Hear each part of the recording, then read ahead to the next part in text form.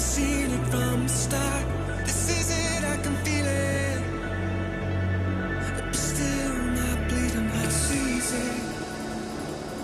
Oh, easy to ignore. Look closely. Look through that open door. It's easy. Oh, easy to ignore. Look closely. It's what we've been waiting for.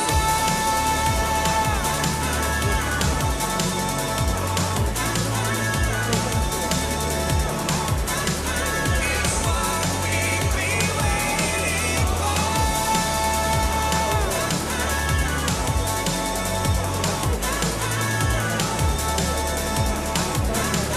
It's what we've been waiting for.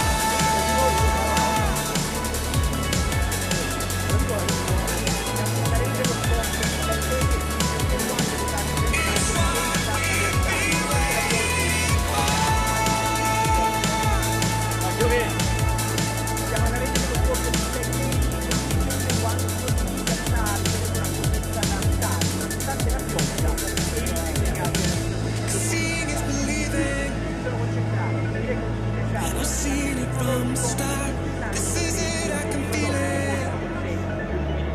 But still my bleeding heart. Daniele Fabiani, Sky TV24, Taiwan.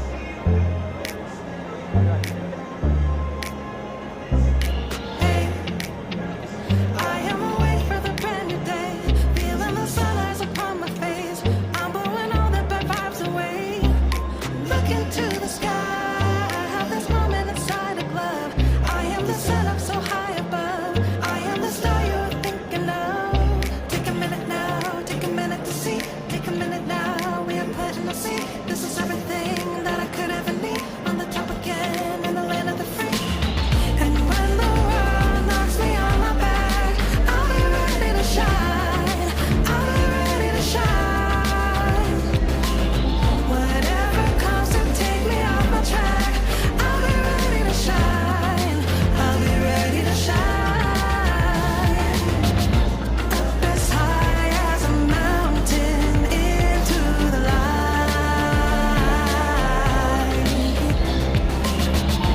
Up so high I have found it. I am the light. Hey, I know there's moments you're in the dark. There is a path where you'll find the spark. This is the hour we're gonna start. I don't need a lie. I am a fighter from deep within. We all have the power to go and win. This is the day that we will begin. Take a minute now, take a minute to see. Take a minute now, we are planting the seed. This is everything that I could ever need. On the top again, in the land of the free.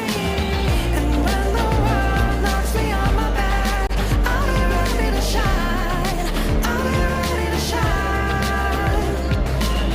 Whatever comes to take me off my track, I'll be ready to shine. I'll be ready to shine. Up as high as a mountain into the light. Up so high I have found it.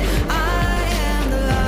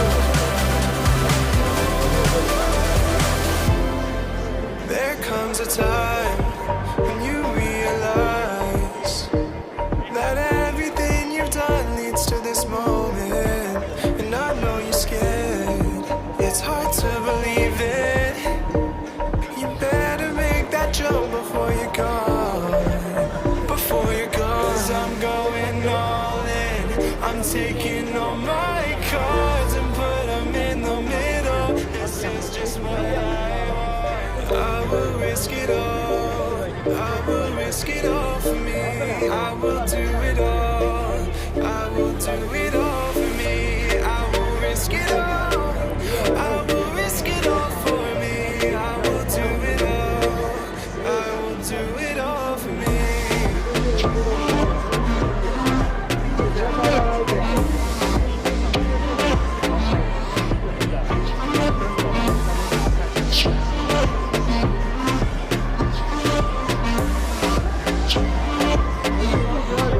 When you have the chance, don't think about it, because the push and pull will drive you insane. You can come up with a million reasons not to, but all it takes is one to know for sure.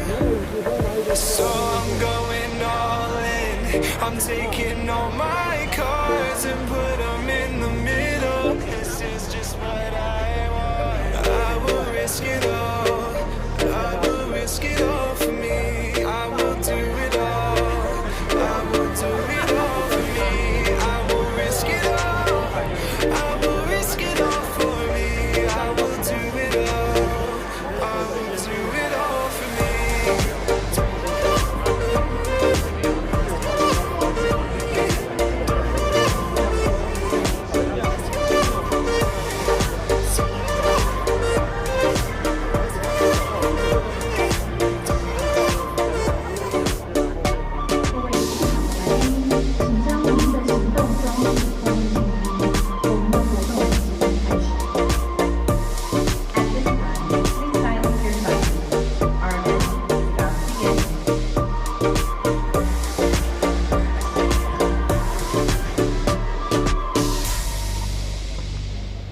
Never give up. Never give up.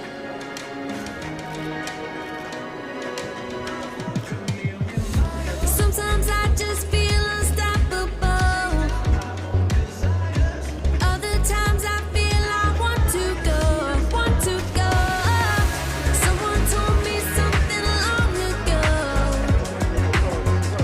So was there when I needed the most. Never give up when you're out of luck. Just hold your head high till you reach the top. I know it's tough when you've had enough. Just try to hold on when you wanna give up.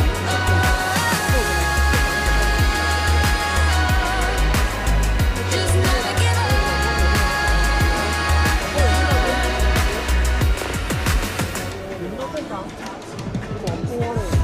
Never thought I had just what it takes. I always had my foot right on the brakes, on the brakes. Whoa, when I'm down, I think of what you said. It always helps to get me out my head. Never give up. Never give up. Whoa, whoa, never give up. Never give up. Whoa, whoa. Never give up when you're out of luck. Just hold your head high till you reach the top. I know it's tough when you've had enough. Just try to hold on when you wanna give up.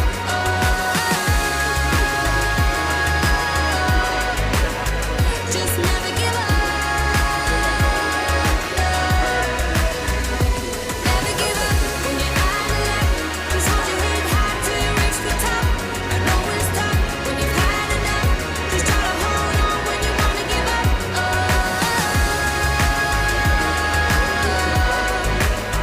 Just never give up. Never give up.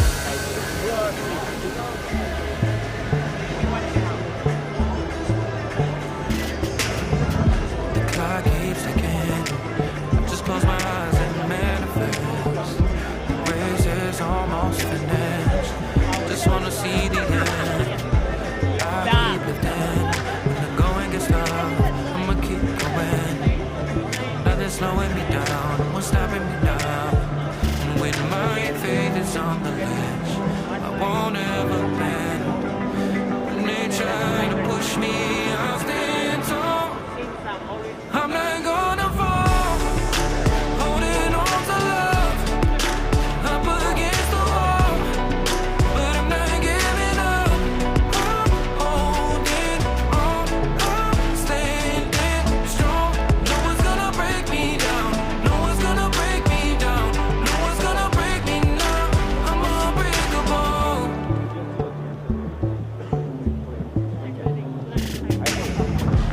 I keep dreaming, even when I'm wide awake, I'm living like there's no tomorrow.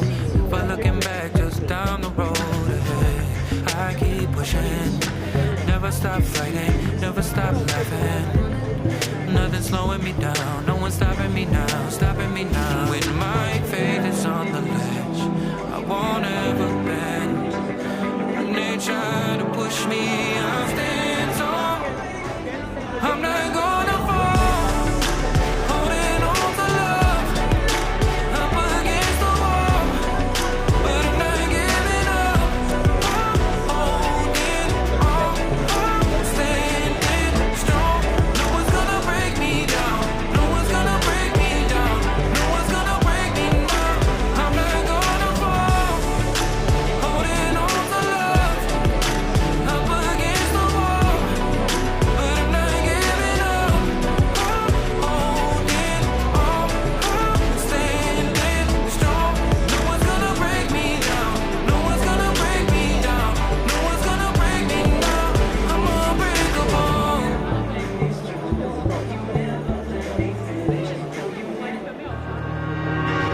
Used to feel locked up inside my head. You say I close the door. Now I know that I'm the only one to open up the window. I can't stop, got to let it out. I got the power, I got the power. Spread my wings, never coming down. There's so much power, there's so much power in me. I got the power, I got the power in me. I got the power, I got the power.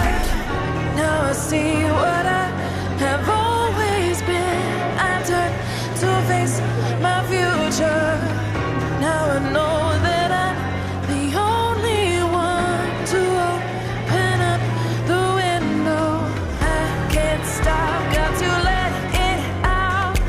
I got the power, I got the power. Spread my wings, never coming down. There's so much power, there's so much power in me. I got the power, I got the power in me. I got the power, I got the power. I got the power, I got the power in me. I got the power, I got the power in me. You don't need to shut your stage. Once you retire, you will.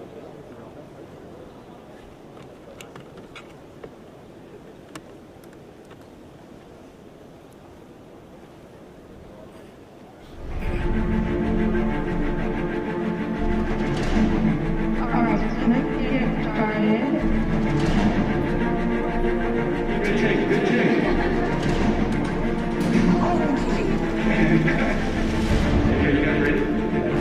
Everything's going to be two pieces.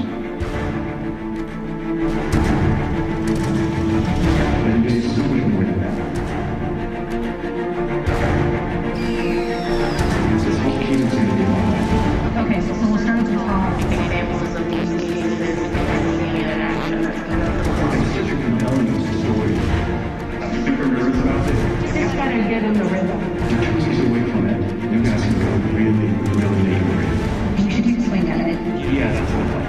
DVT and daily status, all that animation. Me too. I hear myself. Sorry. Drop day for all the videos. If it needs to be done on the 28th.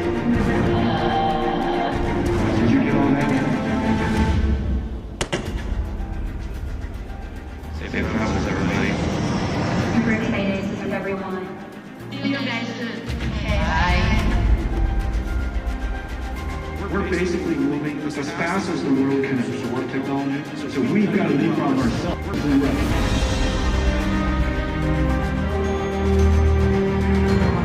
Now scientists have to figure out a way to make it pop. You know what I'm saying?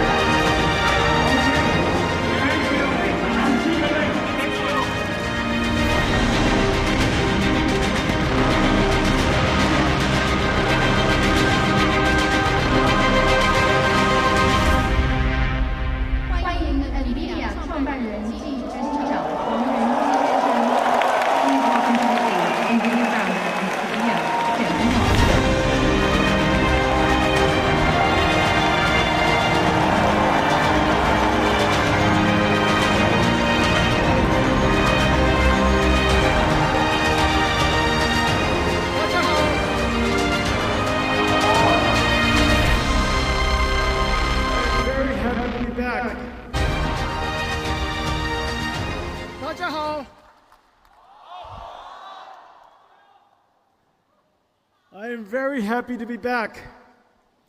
Thank you, NTU, for letting us use your stadium. The last time I was here, I received a degree from NTU.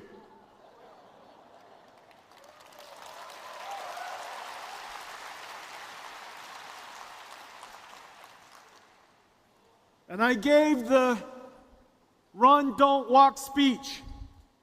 And today we have a lot to cover. So I cannot walk, I must run. We have a lot to cover. I have many things to tell you. I'm very happy to be here in Taiwan. Taiwan is the home of our treasured partners. This is, in fact, where everything NVIDIA does begins. Our partners and ourselves take it to the world. Taiwan and our partnership has created the world's AI infrastructure. Today, I want to talk to you about several things. One, what is happening and the meaning of the work that we do together? What is generative AI? What is its impact on our industry and on every industry? A blueprint for how we will go forward and engage this incredible opportunity. And what's coming next? Generative AI and its impact, our blueprint, and what comes next. These are really, really exciting times. A restart of our computer industry, an industry that you have forged, an industry that you have created, and now you're prepared for the next major journey. But before we start,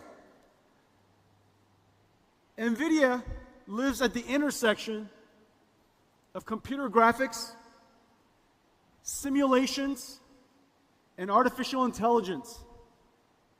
This is our soul. Everything that I show you today is simulation. It's math, it's science, it's computer science, it's amazing computer architecture. None of it's animated, and it's all homemade. This is NVIDIA Soul, and we put it all into this virtual world we call Omniverse. Please enjoy.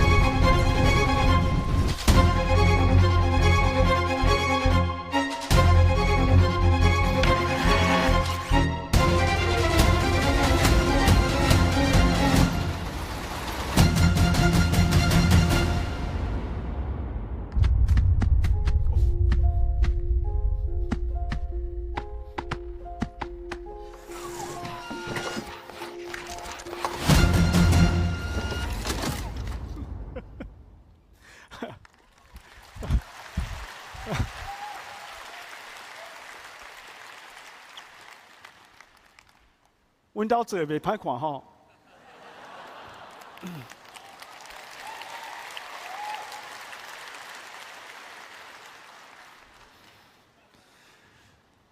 I want to speak to you in Chinese, but I have so much to tell you, I have to think too hard to speak Chinese. So I have to speak to you in English. At the foundation of everything that you saw was two fundamental technologies: accelerated computing and artificial intelligence running inside the omniverse. Those two technologies, those two fundamental forces of computing are going to reshape the computer industry. The computer industry is now some 60 years old. In a lot of ways, everything that we do today was invented the year after my birth, in 1964. The IBM System 360 introduced central processing units, general purpose computing, the separation of hardware and software through an operating system, multitasking, I/O subsystems, DMA, all kinds of technologies that we use today, architectural compatibility, backwards compatibility, family compatibility, all of the things that we know today about computing largely described in 1964. Of course, the PC revolution democratized computing and put it in the hands and the houses of everybody. And then in 2007, the iPhone introduced mobile computing and put the computer in our pocket. Ever since, everything is connected and running all the time through the mobile cloud. This last 60 years, we saw several, just several, not that many actually, 2 or 3 major technology shifts. 2 or 3 tectonic shifts in computing, where everything changed. And we're about to see that happen again.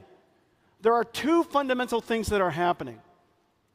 The first is that the processor, the engine by which the computer industry runs on, the central processing unit, the performance scaling has slowed tremendously.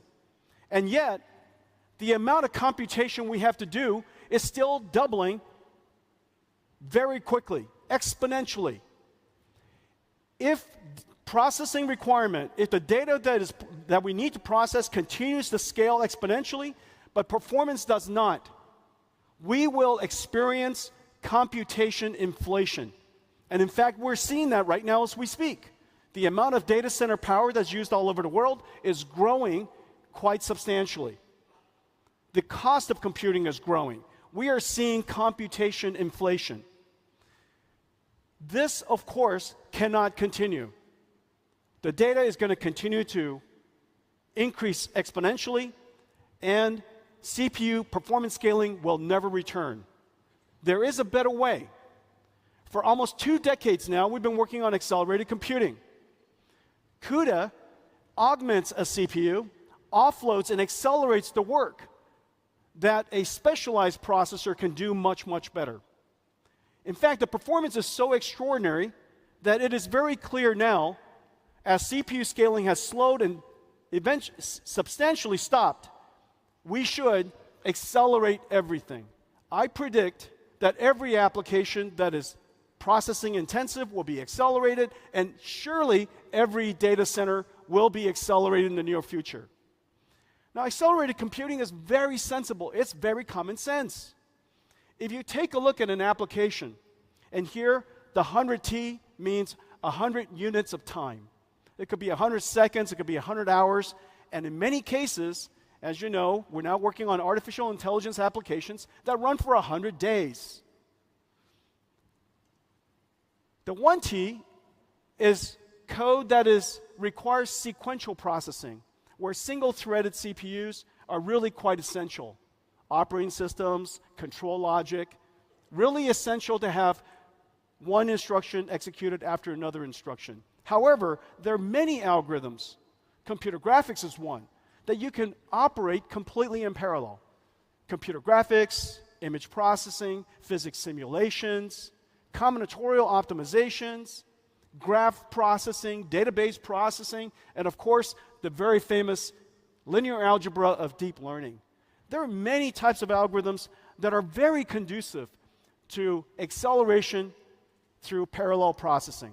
So we invented an architecture to do that by adding the GPU to the CPU. The specialized processor can take something that takes a great deal of time and accelerate it down to something that is incredibly fast. And because the two processors can work side by side, they're both autonomous and they're both separate, independent that is, we could accelerate what used to take 100 units of time down to 1 unit of time. Well, the speed up is incredible. It almost sounds unbelievable. It almost sounds unbelievable. But today I'll demonstrate many examples for you. The benefit is quite extraordinary. 100 times speed up, but you only increase the power by about a factor of 3.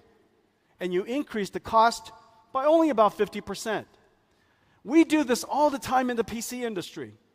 We add a GPU, a $500 GPU, GeForce GPU, to a $1,000 PC, and the performance increases tremendously. We do this in a data center. A $1 billion data center, we add $500 million worth of GPUs, and all of a sudden, it becomes an AI factory. This is happening all over the world today. Well, the savings are quite extraordinary. You're getting 60 times performance per dollar. 100 times speed up, you only increase your power by 3x. 100 times speed up, you only increase your cost by 1.5x. The savings are incredible. The savings are measured in dollars.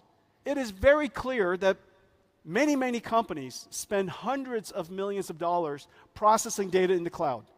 If it was accelerated, it is not unexpected that you could save hundreds of millions of dollars. Now, why is that? Well, the reason for that is very clear.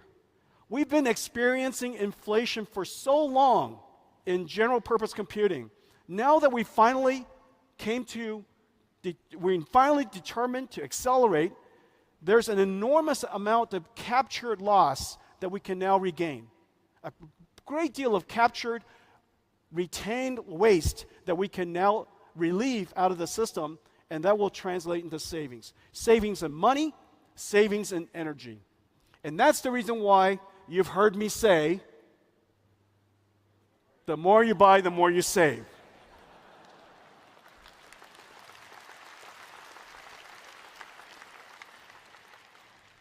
And now I've shown you the mathematics. It is not accurate, but it is correct. Okay, that's called CEO math. CEO math is not accurate, but it is correct. The more you buy, the more you save. Well, accelerated computing does deliver extraordinary results, but it is not easy. Why is it that it saves so much money, but people haven't done it for so long? The reason for that is because it's incredibly hard. There is no such thing as a software that you can just run through a C compiler and all of a sudden that application runs 100 times faster. That is not even logical. If it was possible to do that, they would have just changed the CPU to do that. You in fact have to rewrite the software. That's the hard part. The software has to be completely rewritten so that you could refactor, re-express the algorithms that was written on a CPU so that it could be accelerated, offloaded, accelerated, and run in parallel. That computer science exercise is insanely hard. Well, we've made it easy for the world over the last 20 years. Of course, the very famous cuDNN, the deep learning library that processes neural networks. We have a library for AI physics that you could use for fluid dynamics and many other applications where the neural network has to obey the laws of physics. We have a great new library called Ariel that is a CUDA-accelerated 5G radio so that we can software define and accelerate the telecommunications networks the way that we've software-defined the world's networking internet. And so the ability for us to accelerate that allows us to turn all of telecom into essentially the same type of platform, a computing platform, just like we have in the cloud. cuLitho is a computational lithography platform that allows us to process the most computationally intensive parts of chip manufacturing, making the mask. TSMC is in the process of going to production with cuLitho, saving enormous amounts of energy and enormous amounts of money, but the goal for TSMC is to accelerate their stack so that they're prepared for even further advances in algorithm and more computation for deeper and deeper, narrow and narrow transistors. Parabricks is our gene sequencing library.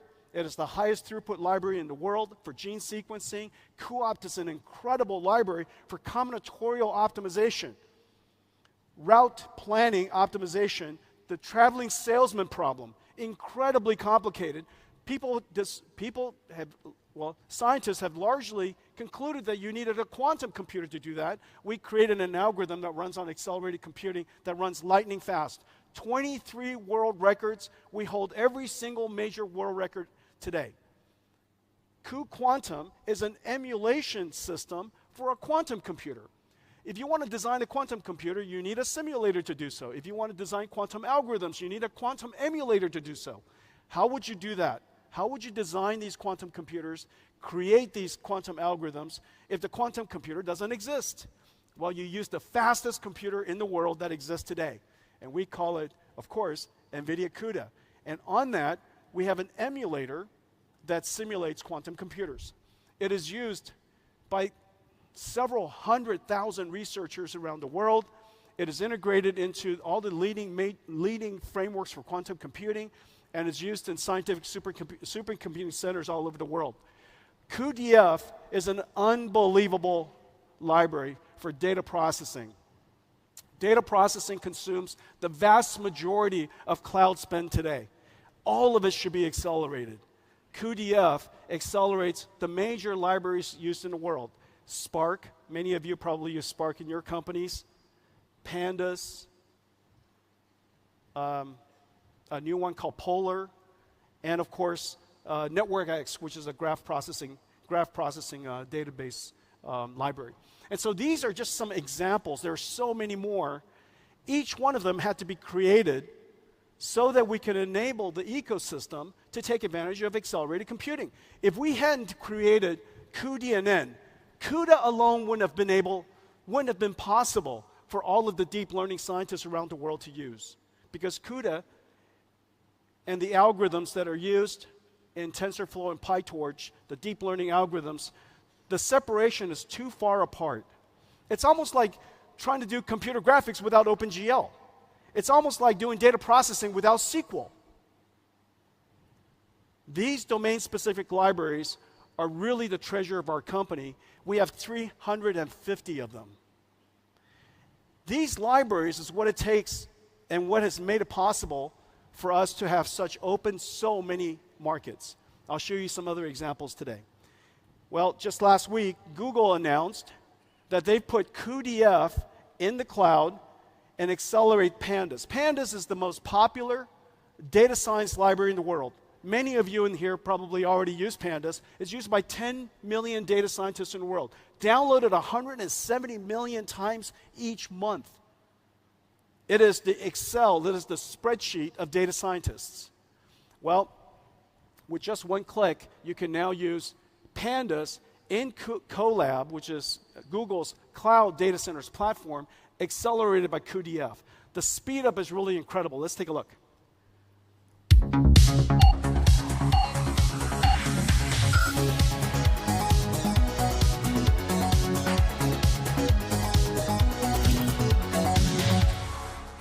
That was a great demo, right? Didn't take long.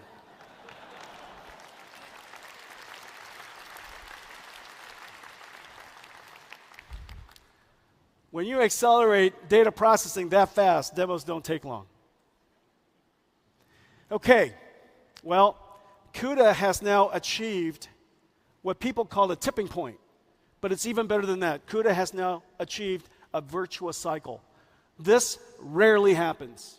If you look at history and all the computing architectures, computing platforms, in the case of microprocessors, CPUs, it has been here for 60 years.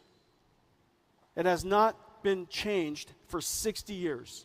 At this level, this way of doing computing, accelerated computing, has been around, creating a new platform is extremely hard because it's a chicken and egg problem. If there are no developers that use your platform, then of course there will be no users. But if there are no users, there are no install base. If there are no install base, developers aren't interested in it. Developers want to write software for a large install base. But a large install base requires a lot of applications so that users would create that install base. This chicken or the egg problem has rarely been broken. And it's taken us now 20 years, one domain library after another, one acceleration library another, and now we have 5 million developers around the world.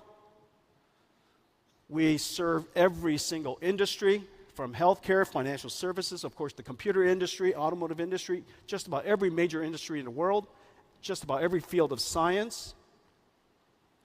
Because there are so many customers for our architecture, OEMs and cloud service providers are interested in building our systems.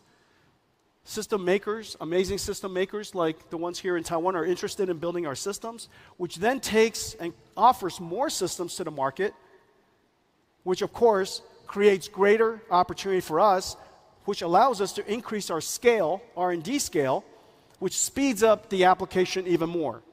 Well, every single time we speed up the application, the cost of computing goes down. This is that slide I was showing you earlier. 100x speed up translates to 97, 96%, 98% savings.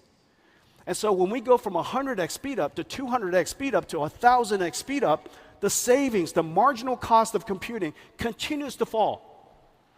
Well, of course, we believe that by reducing the cost of computing incredibly, the market, developers, scientists, inventors will continue to discover new algorithms that consume more and more and more computing, so that one day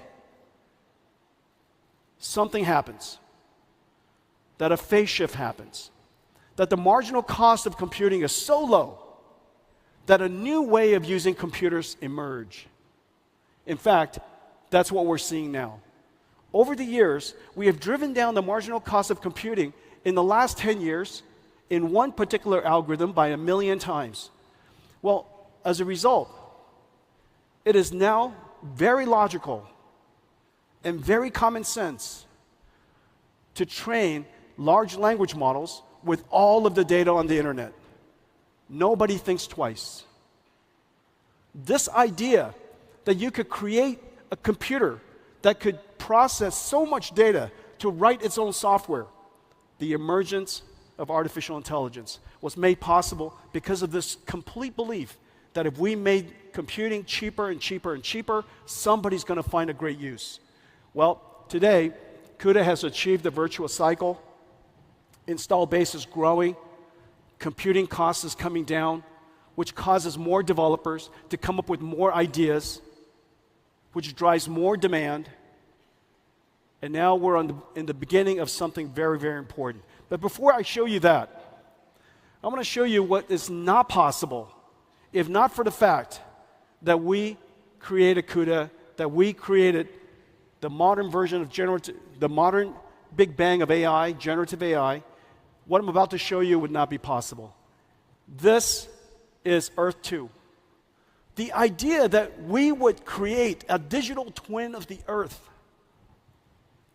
that we would go and simulate the Earth so that we could predict the future of our planet to better avert disasters or better understand the impact of climate change so that we can adapt better, so that we could change our habits now.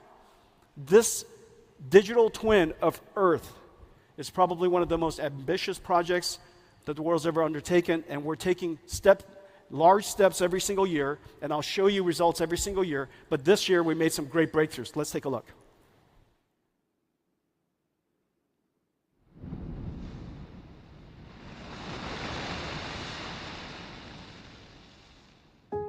On Monday, the storm will veer north again and approach Taiwan. There are big uncertainties regarding its path. Different paths will have different levels of impact on Taiwan. 想象一个我们能够预测未来的世界，数位孪生反映真实情况的虚拟世界，让我们看见未来。数位孪生是一种反映真实世界的虚拟模型，让我们能够从今天的行为来预测对未来世界的影响。介绍一下 NVIDIA Earth 2，一个利用 AI、物理模拟和电脑图形技术来预测全球气候的数位孪生。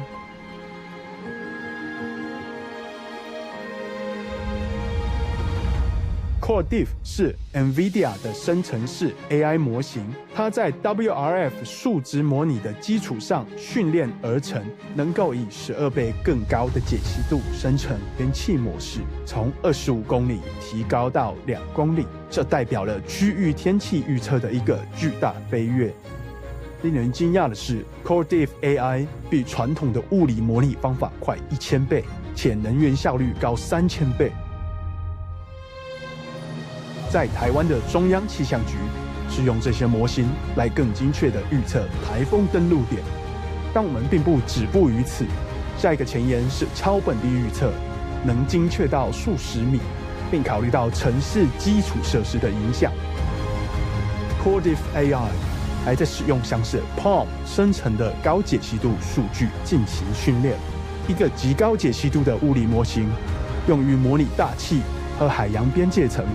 当与天气模拟风场结合一起时，它可以模拟建筑物周围的气流。当极强风汇聚的情况，我们预计能够预测像下冲这样的现象。当强风汇聚到街道层，会有可能造成损坏并影响行人。NVIDIA Earth 2是一个绝佳范例，它融合了人工智慧、物理模拟和观测数据，可以帮助国家和公司预见未来，并应对极端天气的影响。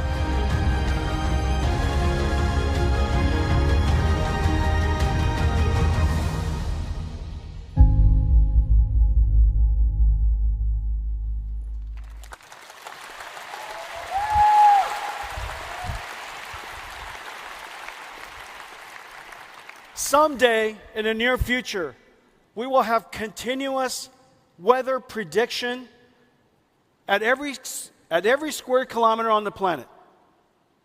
You will always know what the climate's going to be. You will always know. And this will run continuously because we've trained the AI, and the AI requires so little energy. And so this is just an incredible achievement. I hope you enjoyed it. And very importantly, 我的国语讲的标准吗？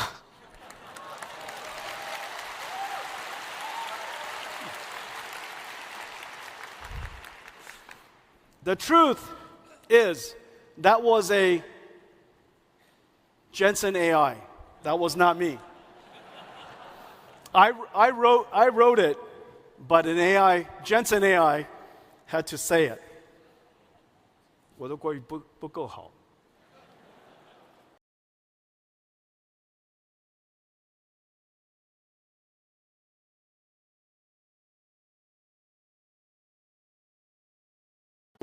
Because of our dedication to continuously improve the performance of drive the cost down, AI researchers discovered CUDA in 2012. That was NVIDIA's first contact with AI. This was a very important day. We had the good wisdom to work with the scientists to make it possible for deep learning to happen. And AlexNet achieved, of course, a tremendous computer vision breakthrough. But the great wisdom was to take a step back and understanding what was the background, what is the foundation of deep learning? What is its long-term impact? What is its potential? And we realized that this technology has great potential to scale. An algorithm that was invented and discovered decades ago, all of a sudden, because of more data, larger networks, and very importantly, a lot more compute. All of a sudden, deep learning was able to achieve what no human algorithm was able to. Now imagine if we were to scale up the architecture even more, larger networks, more data, and more compute, what could be possible? So we dedicated ourselves to reinvent everything. After 2012, we changed the architecture of our GPU to add tensor cores. We invented NVLink. That was 10 years ago now. cuDNN, TensorRT, Nickel. We bought Mellanox, TensorRT LM, the Triton inference server. And all of it came together on a brand new computer nobody understood. Nobody asked for it, nobody understood it, and in fact, I was certain nobody wanted to buy it. And so we announced it at GTC, and OpenAI, a small company in San Francisco, saw it. And they asked me to deliver one to them. I delivered the first DGX, the world's first AI supercomputer, to OpenAI in 2016. Well, after that, we continued to scale. From one AI supercomputer, one AI appliance, we scaled it up to large supercomputers, even larger. By 2017, the world discovered transformers so that we could train enormous amounts of data and recognize and learn patterns that are sequential over large spans of time. It is now possible for us to train these large language models to understand and achieve a breakthrough in natural language understanding. And we kept going after that. We built even larger ones. And then in November 2022, trained on thousands, tens of thousands of NVIDIA GPUs in a very large AI supercomputer, OpenAI announced ChatGPT. 1 million users after 5 days. 1 million after 5 days, 100 million after 2 months. The fastest growing application in history. And the reason for that is very simple. It is just so easy to use, and it was so magical to use. To be able to interact with a computer like it's human. Instead of being clear about what you want, it's like the computer understands your meaning. It understands your intention. Oh, I think here it asked the closest night market. As you know, the night market is very important to me. So when I was young, I think I was 4.5 years old. I used to love going to the night market because I just love watching people. And so we went, my parents used to take us to the night market. 圆环，讲对吗？圆环，去吃蚵仔煎。And I love going. And one day, my face, you guys might see that I have a large scar on my face. My face was cut because somebody was washing their knife, and I was a little kid. But my memories of the night market is so deep because of that. And I used to love, I still love going to the night market. And I just need to tell you guys this. The Tonghua night market is really good because there's a lady, she's been working there for 43 years. She's the fruit lady, and it's in the middle of the street, the middle between the two. Go find her, okay? She, 做赞的，在喝价。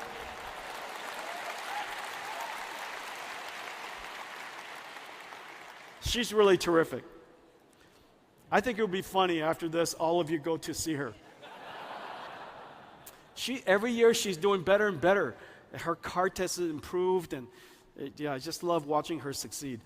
Anyways, ChatGPT came along, and something is very important in this slide. Here, let me show you something. This slide, okay, and this slide. The fundamental difference is this. Until ChatGPT revealed it to the world, AI was all about perception, natural language understanding, computer vision, speech recognition. It's all about perception and detection. This was the first time the world saw a generative AI. It produced tokens, one token at a time. And those tokens were words. Some of the tokens, of course, could now be images or charts or tables, songs, words, speech, videos. Those tokens could be anything. Anything that you can learn the meaning of. It could be tokens of chemicals, tokens of proteins, genes. You saw earlier in Earth 2, we were generating tokens of the weather. We can learn physics. If you can learn physics, you could teach an AI model physics. The AI model could learn the meaning of physics, and it can generate physics. We were scaling down to 1 kilometer, not by using filtering, it was generating. And so we can use this method to generate tokens for almost anything of value. We can generate steering wheel control for a car. We can generate articulation for a robotic arm. Everything that we can learn, we can now generate. We have now arrived not at the AI era, but a generative AI era. But what's really important is this. This computer that started out as a supercomputer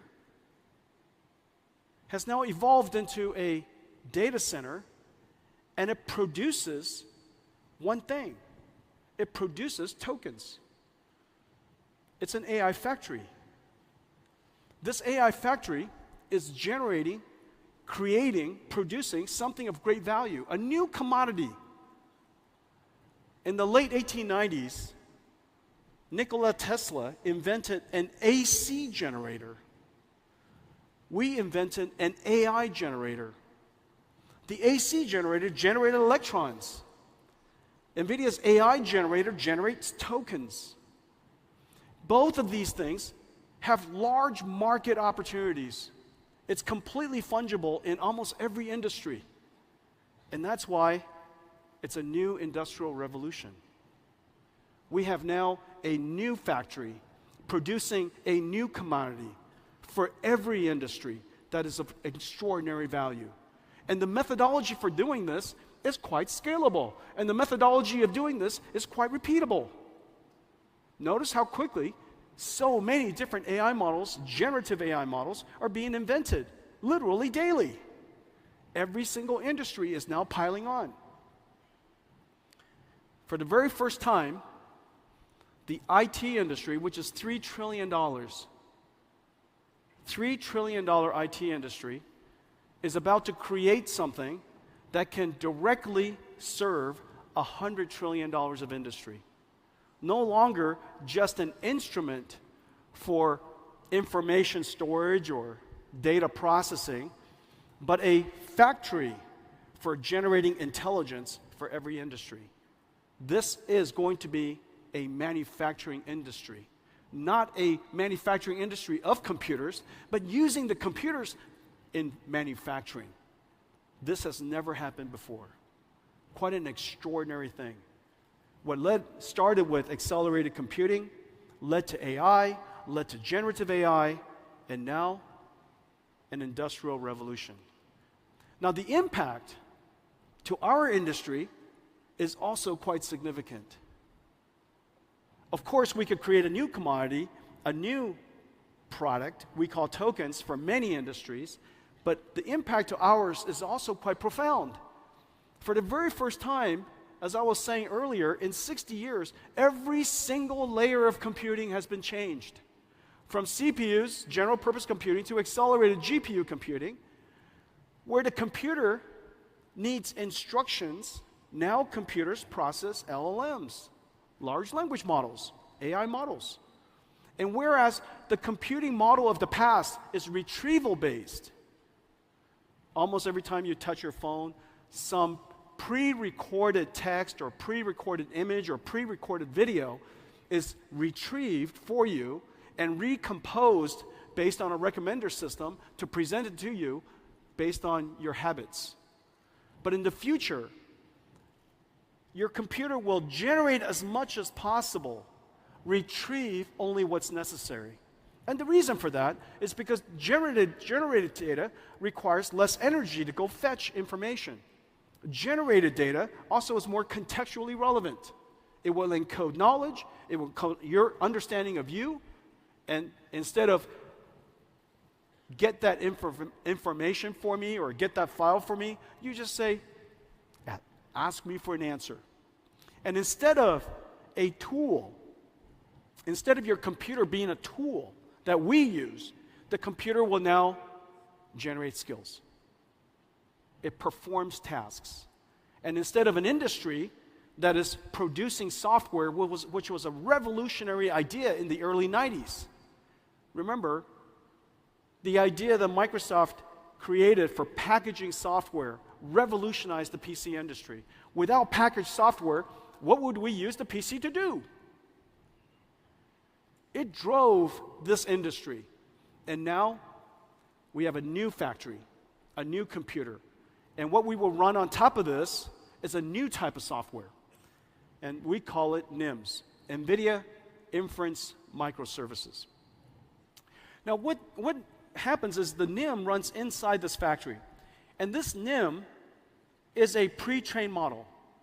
It's an AI. Well, this AI is, of course, quite complex in itself. But the computing stack that runs AIs are insanely complex. When you go and use ChatGPT, underneath their stack is a whole bunch of software. Underneath that prompt is a ton of software. And it's incredibly complex because the models are large, billions to trillions of parameters. It doesn't run on just one computer, it runs on multiple computers.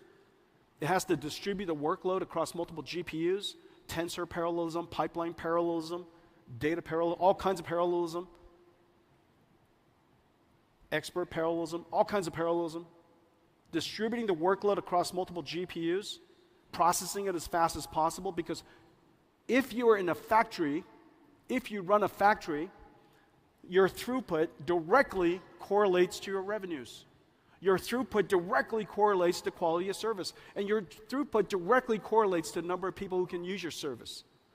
We are now in a world where data center throughput, utilization is vitally important. It was important in the past, but not vitally important. It was important in the past, but people don't measure it. Today, every parameter is measured. Start time, uptime, utilization, throughput, idle time, you name it. Because it's a factory. When something is a factory, its operations directly correlate to the financial performance of the company. And so we realized that this is incredibly complex for most companies to do. So what we did was we created this AI in a box, and it contains an incredible amount of software. Inside this container is CUDA, cuDNN, TensorRT, Triton for inference services. It is cloud native so that you could auto scale in a Kubernetes environment. It has management services and hooks so that you can monitor your AIs. It has common APIs, standard APIs, so that you could literally chat with this box. You download this NIM and you can talk to it. So long as you have CUDA on your computer, which is now, of course, everywhere. It's in every cloud, available from every computer maker. It is available in hundreds of millions of PCs. When you download this, you have an AI, and you can chat with it like ChatGPT. All of the software is now integrated. 400 dependencies, all integrated into one. We tested this NIM, each one of these pre-trained models, against our entire install base that's in the cloud, all the different versions of Pascal and Amperes and Hoppers and all kinds of different versions. I even forget some. NIMS, incredible invention. This is one of my favorites. And of course, As you know, we now have the ability to create large language models and pre-trained models of all kinds. And we have all of these various versions, whether it's language-based or vision-based or imaging-based, or we have versions that are available for healthcare, digital biology. We have versions that are digital humans that I'll talk to you about. And the way you use this, just come to ai.nvidia.com. And today we just posted up in Hugging Face the Llama 3 NIM, fully optimized. It's available there for you to try. And you can even take it with you. It's available to you for free. And so you could run it in the cloud, run it in any cloud. You could download this container, put it into your own data center, and you could host it, make it available for your customers. We have, as I mentioned, all kinds of different domains. Physics, some of it is for semantic retrieval called RAGs, vision languages, all kinds of different languages. And the way that you use it is connecting these microservices into large applications. One of the most important applications in the coming future, of course, is customer service agents. Customer service agents are necessary in just about every single industry. It represents trillions of dollars of customer service around the world. Nurses are customer service agents in some ways. Some of them are non-prescription or non-diagnostics based nurses are essentially customer service. Customer service for retail, for quick service foods, financial services, insurance, just tens and tens of millions of customer service can now be augmented by language models and augmented by AI. And so these boxes that you see are basically NIMs. Some of the NIMs are reasoning agents. Given a task, figure out what the mission is, break it down into a plan. Some of the NIMs retrieve information. Some of the NIMs might go and do search. Some of the NIMs might use a tool like co-op that I was talking about earlier. It could use a tool that could be running on SAP. And so it has to learn a particular language called ABAP. Maybe some NIMs have to do SQL queries. And so all of these NIMs are experts that are now assembled as a team. So what's happening? The application layer has been changed. What used to be applications written with instructions are now applications that are assembling teams of AIs. Very few people know how to write programs. Almost everybody knows how to break down a problem and assemble teams. Every company, I believe, in the future will have a large collection of NIMs, and you would bring down the experts that you want. You connect them into a team, and you don't even have to figure out exactly how to connect them. You just give the mission to an agent, to a NIM, to figure out who to break the tasks down and who to give it to. And that central, the leader of the application, if you will, the leader of the team, would break down the task and give it to the various team members. The team members would perform their task, bring it back to the team leader. The team leader would reason about that and present an information back to you. Just like humans. This is in our near future. This is the way applications are going to look. Now, of course, we could interact with these AI services with text prompts and speech prompts. However, there are many applications where we would like to interact with what is otherwise a human-like form. We call them digital humans. NVIDIA has been working on digital human technology for some time. Let me show it to you. And before I do that, hang on a second. Before I do that, okay, digital humans has the potential of being a great interactive agent with you.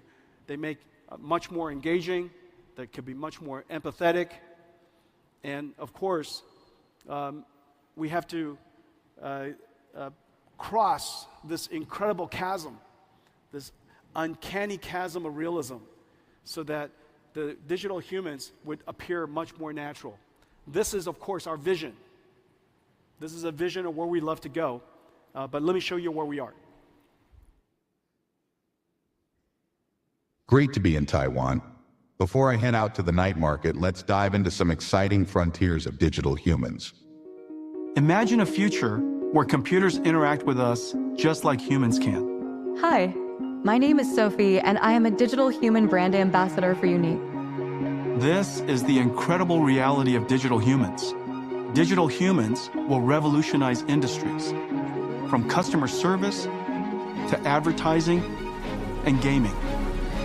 The possibilities for digital humans are endless. Using the scans you took of your current kitchen with your phone, they will be AI interior designers, helping generate beautiful, photorealistic suggestions and sourcing the materials and furniture. We have generated several design options for you to choose from. They'll also be AI customer service agents, making the interaction more engaging and personalized. Or digital healthcare workers who will check on patients, providing timely, personalized care. I did forget to mention to the doctor that I am allergic to penicillin. Is it still okay to take the medications? The antibiotics you've been prescribed, ciprofloxacin and metronidazole, don't contain penicillin, so it's perfectly safe for you to take them. And they'll even be AI brand ambassadors, setting the next marketing and advertising trends. Hi, I'm Ima, Japan's first virtual model.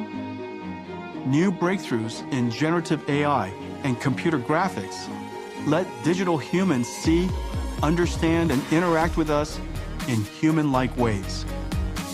From what I can see, it looks like you're in some kind of recording or production setup.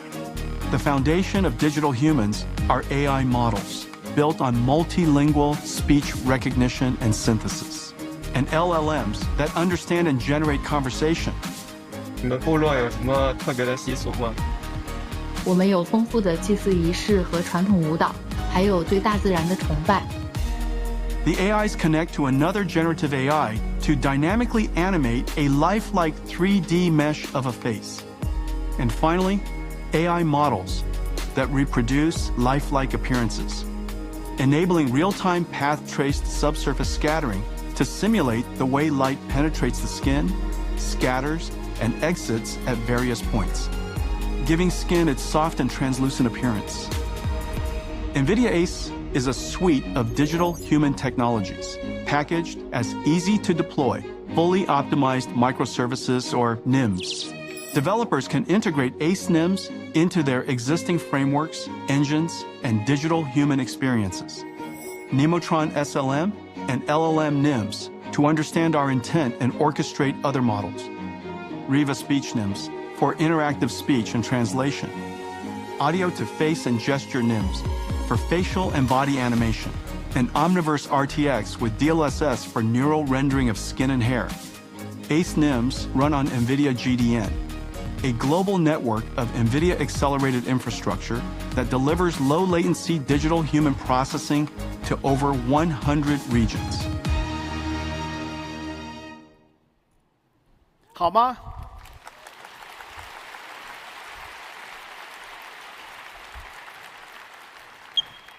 Pretty incredible. Well, those ACE runs in the cloud, but it also runs on PCs. We had the good wisdom of including Tensor Core GPUs in all of RTX. So we've been shipping AI GPUs for some time, preparing ourselves for this day. The reason for that is very simple. We always knew that in order to create a new computing platform, you need an install base first. Eventually, the application will come.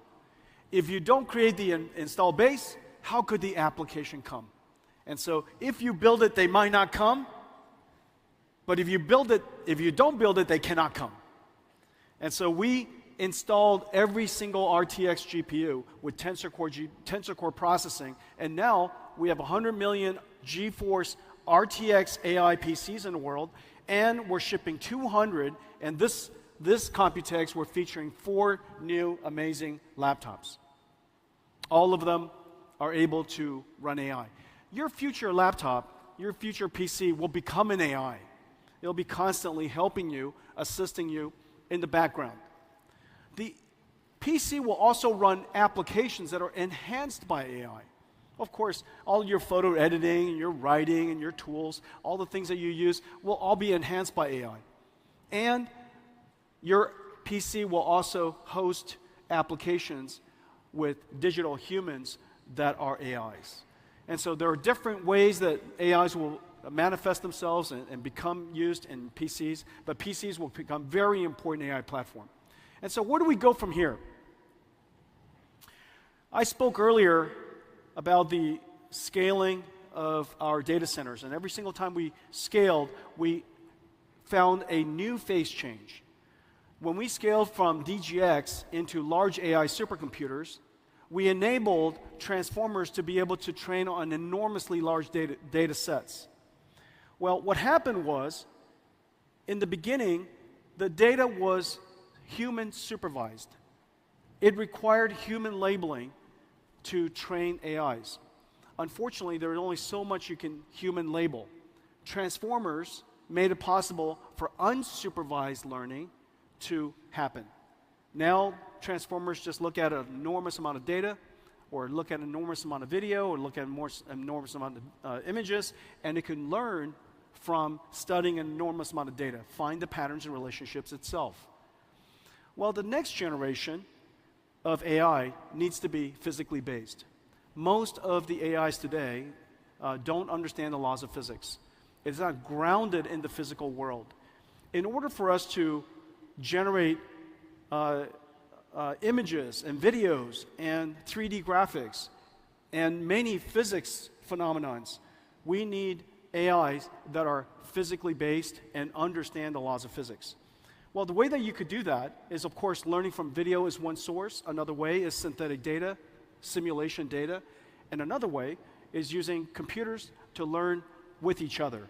This is really no different than using AlphaGo, having AlphaGo play itself, self-play, and between the two capabilities, same capabilities, playing each other for a very long period of time, they emerge even smarter.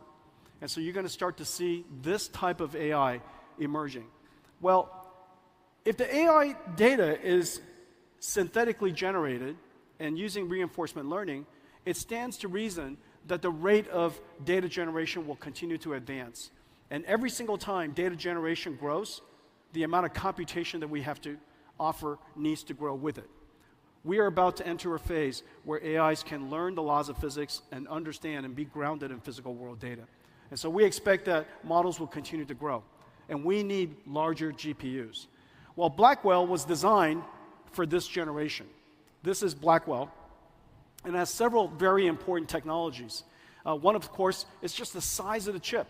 We took two of the largest, a chip that is as large as you can make it at TSMC, and we connected two of them together with a 10 terabytes per second link between.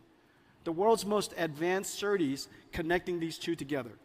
We then put two of them on a computer node, connected with a Grace CPU. The Grace CPU could be used for several things. In the training situation, it could be used for fast checkpoint and restart. In the case of inference and generation, it could be used for storing context memory, so that the AI has memory and understands the context of the conversation you would like to have. It's our second generation transformer engine. Transformer engine allows us to adapt dynamically to a lower precision based on the precision and the range necessary for that layer of computation. This is our second generation GPU that has secure AI, so that you could ask your service providers to protect your AI from being either stolen, from theft, or tampering. This is our fifth generation NVLink. NVLink allows us to connect multiple GPUs together, and I'll show you more of that in a second. And this is also our first generation with a reliability and availability engine. This system, this RAS system, allows us to test every single transistor, flip-flop, memory on chip, memory off chip, so that we can, in the field, determine whether a particular chip is failing. The MTBF, the mean time between failure of a supercomputer with 10,000 GPUs, is measured in hours. The mean time between failure of a supercomputer with 100,000 GPUs is measured in minutes. And so the ability for a supercomputer to run for a long period of time and train a model that could last for several months is practically impossible if we don't invent technologies to enhance its reliability.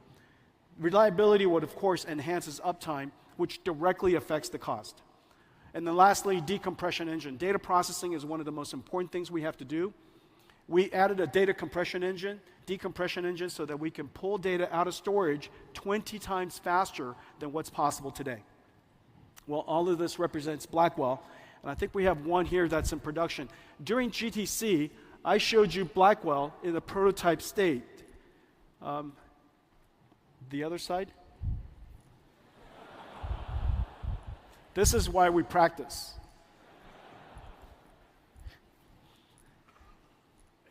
In America, 就是这样子的。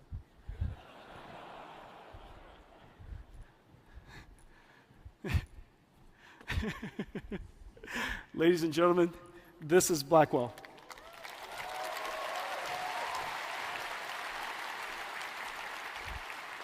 Blackwell is in production. Incredible amounts of technology. This is our production board. This is the most complex, highest performance computer the world's ever made. This is the gray CPU. And these are, you could see each one of these Blackwell dies, two of them connected together. You see that? It is the largest die, the largest chip the world makes. And then we connect two of them together with a 10 terabyte per second link. Okay, and that makes the Blackwell computer. And the performance is incredible. Take a look at this. So,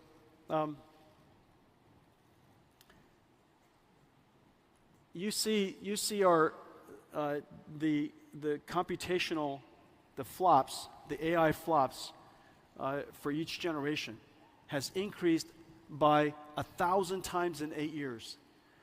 Moore's law in 8 years is something along the lines of, I don't know, maybe 40, 60.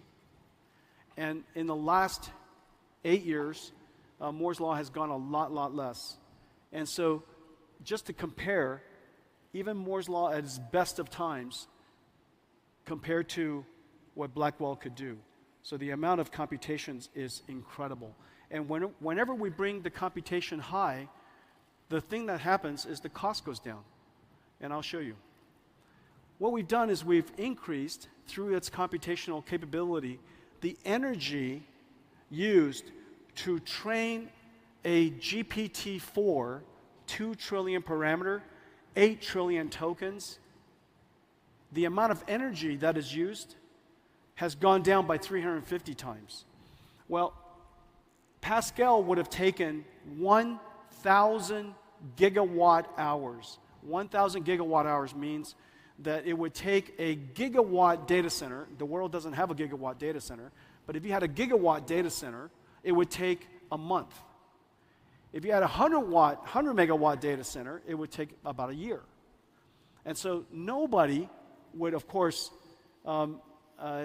create such a thing, and that's the reason why these large language models, ChatGPT, wasn't possible only 8 years ago. By us driving down increasing the performance, the energy efficient, while keeping and improving energy efficiency along the way, we've now taken, with Blackwell, what used to be 1,000 gigawatt hours to 3, an incredible advance. 3 gigawatt hours, if it's a 10,000 GPUs, for example, it would only take 10,000 GPUs, I guess it would take a few days, 10 days or so. So the amount of advance in just 8 years is incredible. Well, this is for inference. This is for token generation. Our token generation performance has made it possible for us to drive the energy down by 45,000 times. 17,000 joules per token, that was Pascal. 17,000 joules is kind of like 2 light bulbs running for 2 days. It would take 2 light bulbs running for 2 days amounts of energy, 200 watts running for 2 days, to generate 1 token of GPT-4. It takes about 3 tokens to generate 1 word. And so the amount of energy used necessary for Pascal to generate GPT-4 and have a ChatGPT experience with you was practically impossible. But now we only use 0.4 joules per token, and we can generate tokens at incredible rates and very little energy. Okay, so Blackwell is just an enormous leap. Well, even so, it's not big enough. And so we have to build even larger machines. And so the way that we build it is called DGX. So this is our Blackwell chips, and it goes into DGX systems.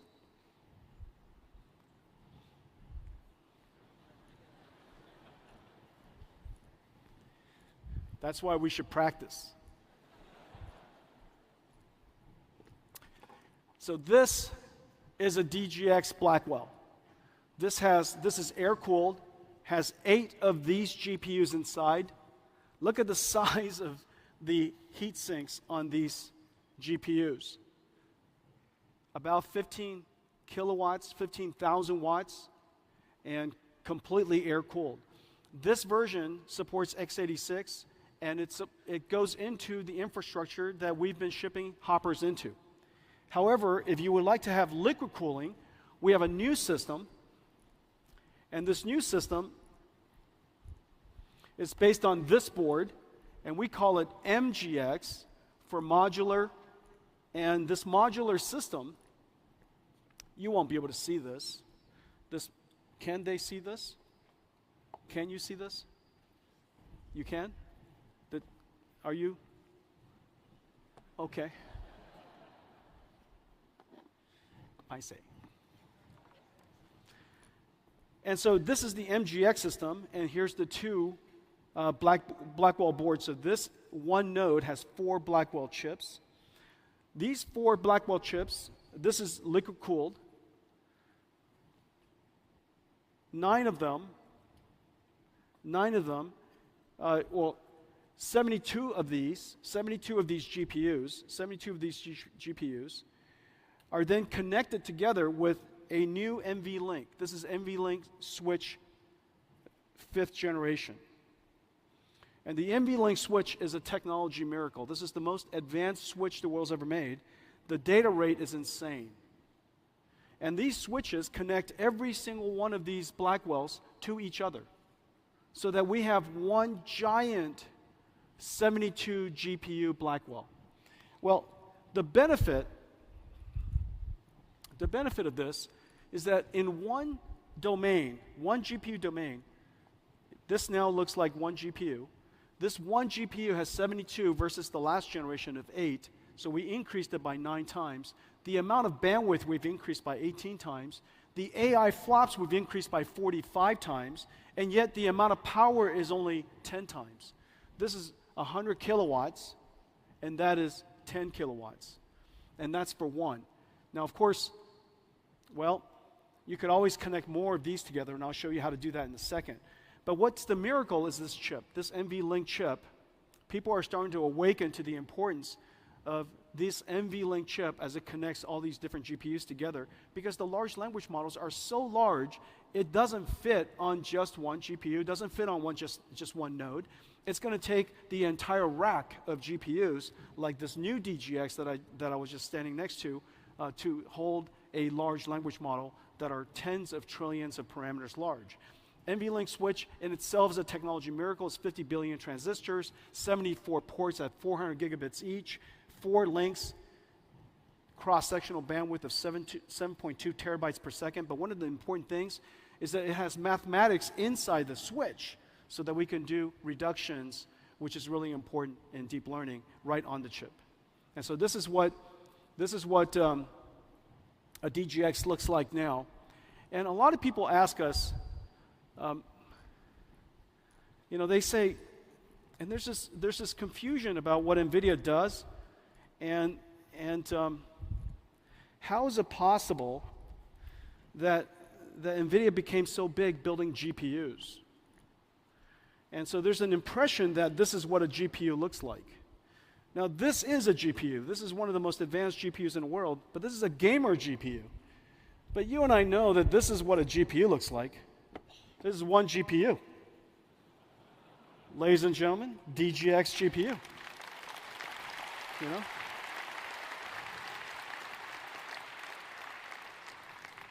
The back of this GPU is the NVLink spine.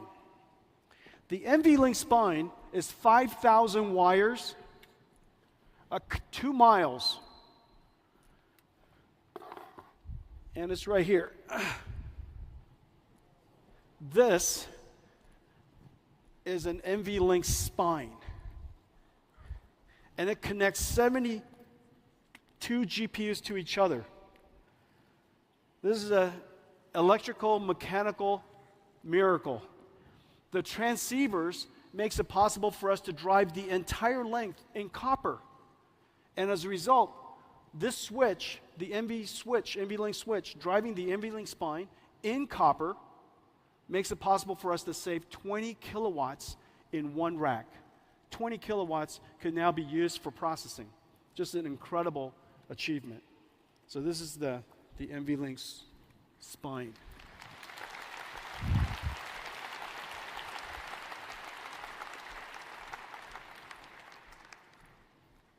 Wow.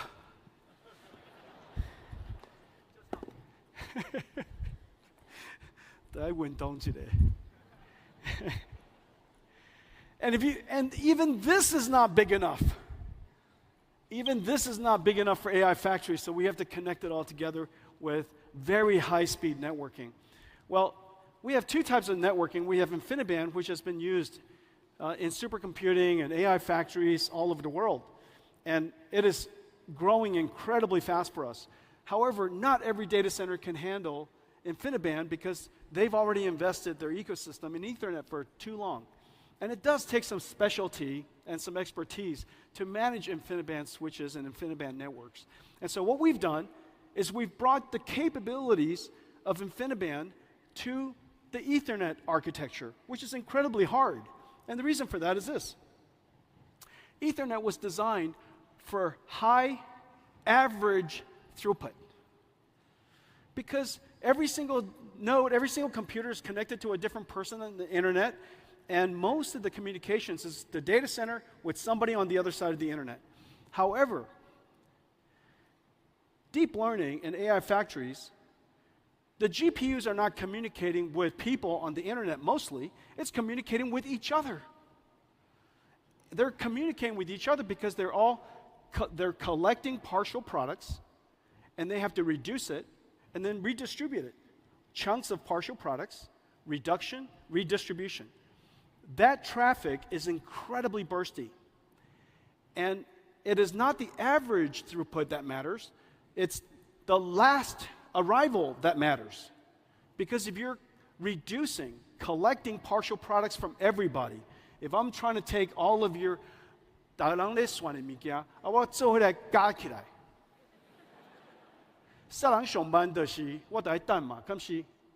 so it's not the average throughput, it's whoever gives me the answer last. Okay? Ethernet has no provision for that.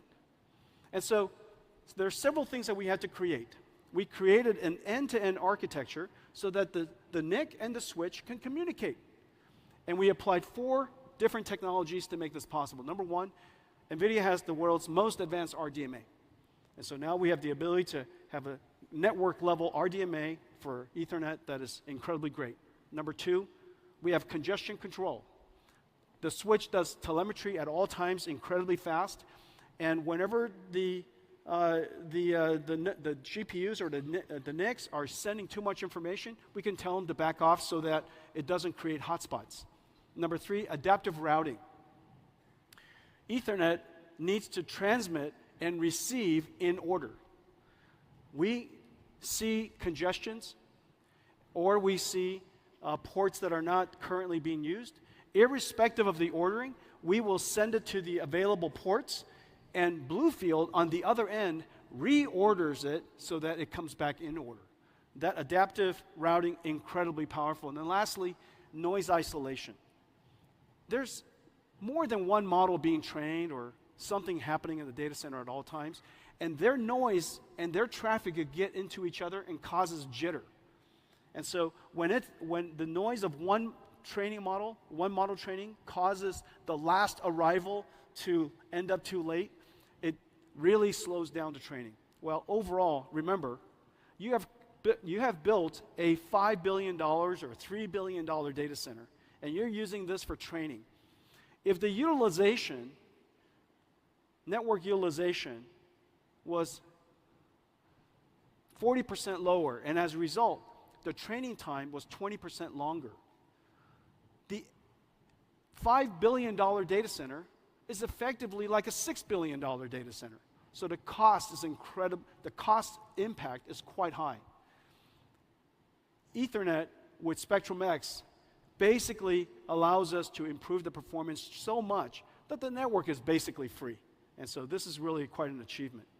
We have a whole pipeline of Ethernet products behind us. This is Spectrum X800. It is 51.2 terabits per second and 256 radix.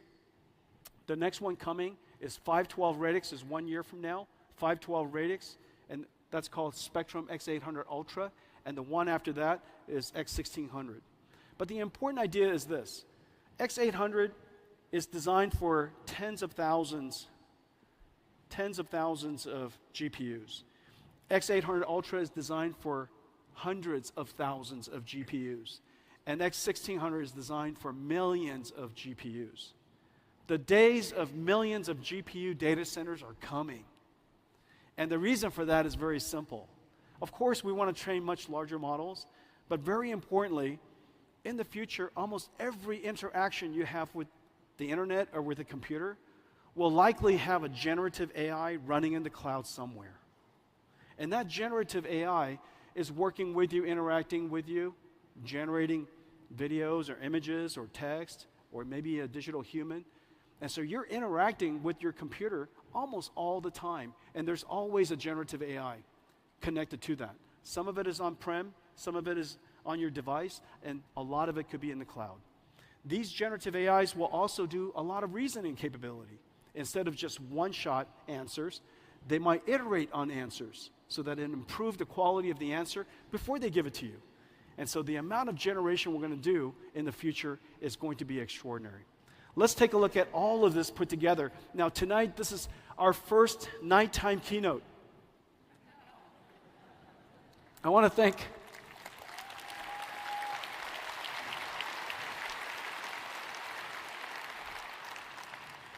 thank all of you for coming out tonight at 7 o'clock. And so what I'm about to show you has a new vibe, okay? There's a new vibe. This is kind of the nighttime keynote vibe. So enjoy this.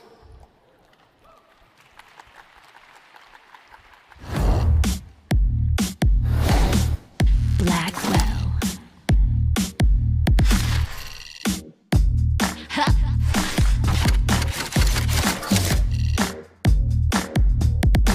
Let's go. Go, go, go, go. Okay.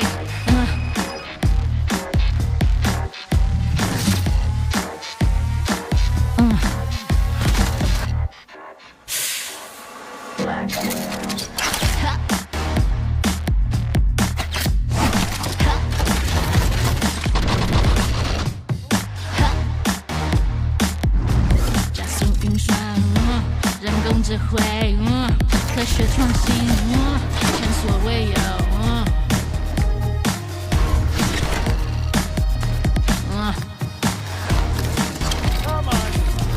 Yeah, yeah, yeah, yeah. Get it, y'all. Get it, y'all.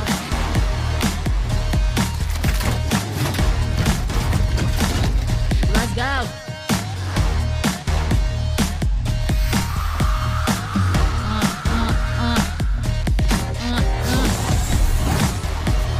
The more you buy, the more you save. With top AI, tailor-made, faster than the speed of light. Efficient, best to date. 加速运算，人工智慧，科学创新。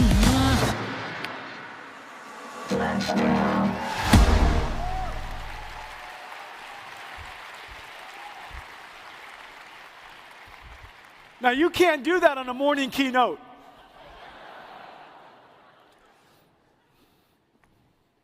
I think that style of keynote has never been done in Computex ever. Might be the last.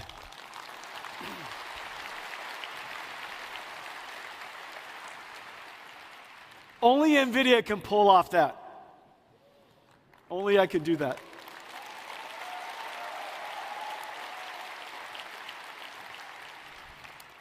Blackwell, of course, is the first generation of NVIDIA platforms that was launched at the beginning, right as the world knows the generative AI era is here.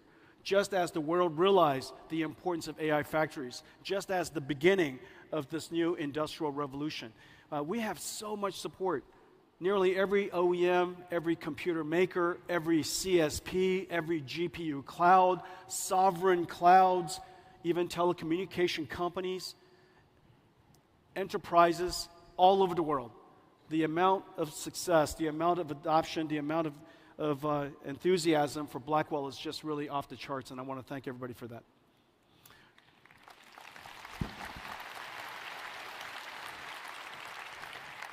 We're not stopping there.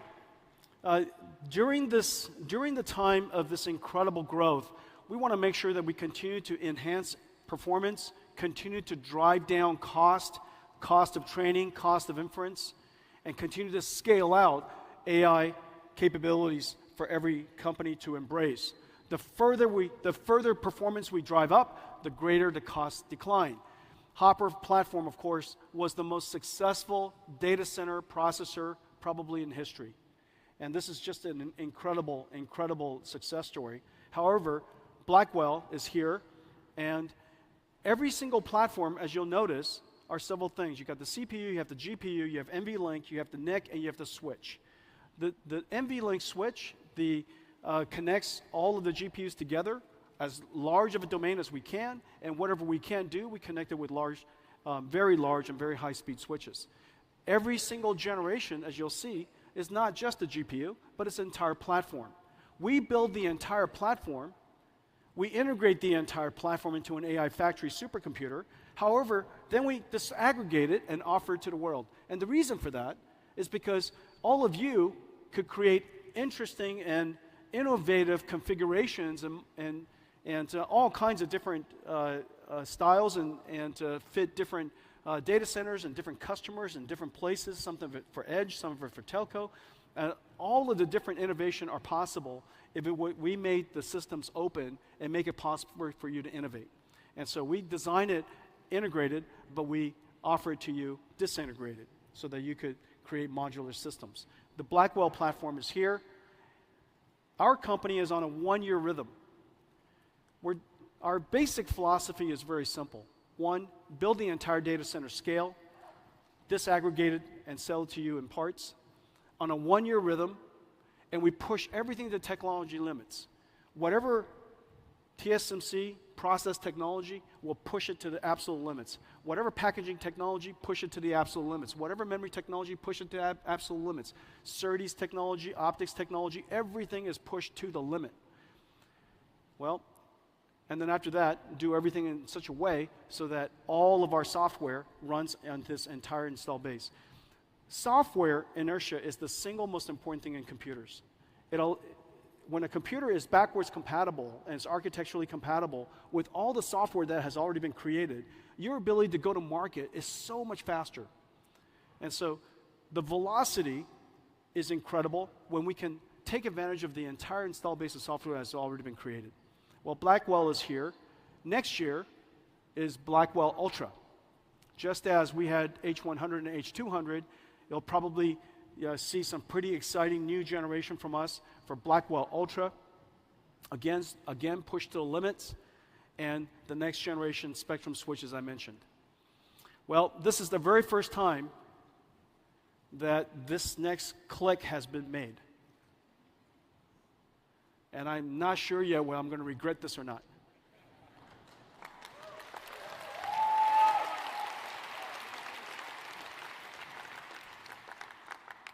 We have code names in our company, and we try to keep them very secret. Oftentimes, most of the employees don't even know. But our next generation platform is called Rubin. The Rubin platform, I'm not going to spend much time on it. I know what's going to happen. You're going to take pictures of it, and you're going to go look at the fine prints, and feel free to do that. So we have the Rubin platform, and 1 year later, we have the Rubin Ultra platform. All of these chips that I'm showing you here are all in full development, 100% of them. And the rhythm is 1 year at the limits of technology, all 100% architecturally compatible. So this is basically what NVIDIA is building, and all of the richness of software on top of it. So in a lot of ways, the last 12 years, from that moment of ImageNet and us realizing that the future of computing was going to radically change to today, is really exactly as I was holding up earlier, GeForce pre-2012 and NVIDIA today. The company has really transformed tremendously, and I want to thank all of our partners here for supporting us every step along the way. This is the NVIDIA Blackwell platform.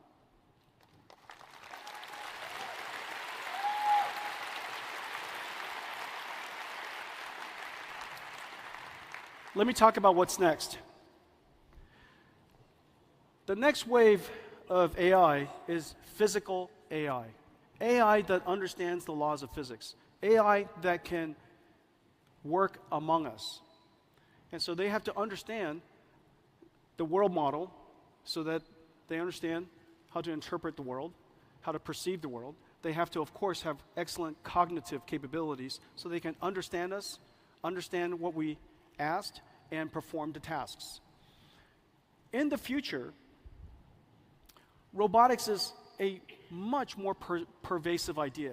Of course, when I say robotics, there's a humanoid robotics that's usually the representation of that. But that's not at all true. Everything is going to be robotic. All of the factories will be robotic. The factories will orchestrate robots, and those robots will be building products that are robotic. Robots interacting with robots, building products that are robotic. Well, in order for us to do that, we need to make some breakthroughs, and let me show you the video.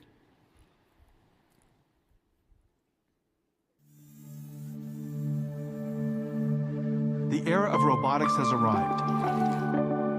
One day, everything that moves will be autonomous. Researchers and companies around the world are developing robots powered by physical AI. Physical AIs are models that can understand instructions and autonomously perform complex tasks in the real world. Multimodal LLMs are breakthroughs that enable robots to learn, perceive, and understand the world around them and plan how they'll act. And from human demonstrations, robots can now learn the skills required to interact with the world using gross and fine motor skills. One of the integral technologies for advancing robotics is reinforcement learning. Just as LLMs need RLHF, or reinforcement learning from human feedback, to learn particular skills, generative physical AI can learn skills using reinforcement learning from physics feedback in a simulated world. These simulation environments are where robots learn to make decisions by performing actions in a virtual world that obeys the laws of physics. In these robot gyms, a robot can learn to perform complex and dynamic tasks safely and quickly, refining their skills through millions of acts of trial and error. We built NVIDIA Omniverse as the operating system where physical AIs can be created. Omniverse is a development platform for virtual world simulation, combining real-time, physically based rendering, physics simulation, and generative AI technologies. In Omniverse, robots can learn how to be robots. They learn how to autonomously manipulate objects with precision, such as grasping and handling objects, or navigate environments autonomously, finding optimal paths while avoiding obstacles and hazards. Learning in Omniverse minimizes the sim-to-real gap, and maximizes the transfer of learned behavior. Building robots with generative physical AI requires 3 computers. NVIDIA AI supercomputers to train the models. NVIDIA Jetson Orin and next-generation Jetson Thor robotics supercomputer to run the models. And NVIDIA Omniverse, where robots can learn and refine their skills in simulated worlds. We build the platforms, acceleration libraries, and AI models needed by developers and companies, and allow them to use any or all of the stacks that suit them best. The next wave of AI is here. Robotics, powered by physical AI, will revolutionize industries.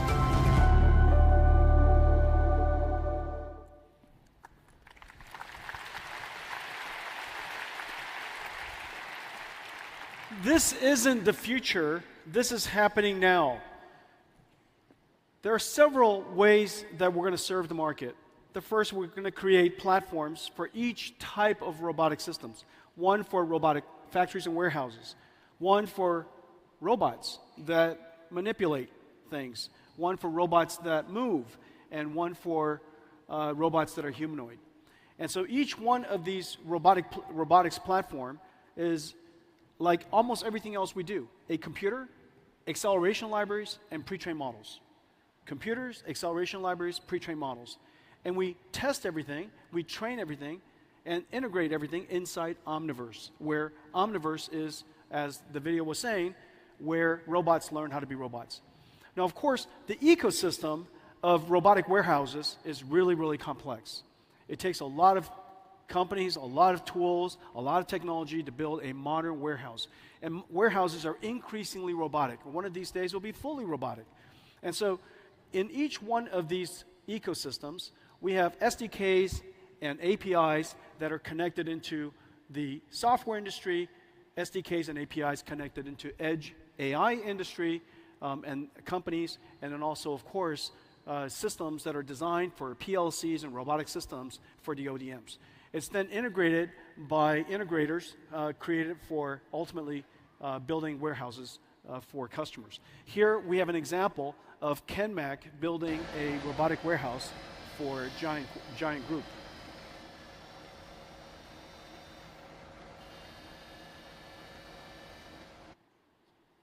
Okay, and then here, now let's talk about factories. Factories has a completely different ecosystem. And Foxconn is building some of the world's most advanced factories. Their ecosystem, again, edge computers and robotics, software for designing the factories, the workflows, programming the robots, and of course, PLC computers that orchestrate the digital factories and the AI factories. We have SDKs that are connected into each one of these ecosystems as well. This is happening all over Taiwan. Foxconn is building digital twins of their factories. Delta is building digital twins of their factories. By the way, half is real, half is digital, half is Omniverse.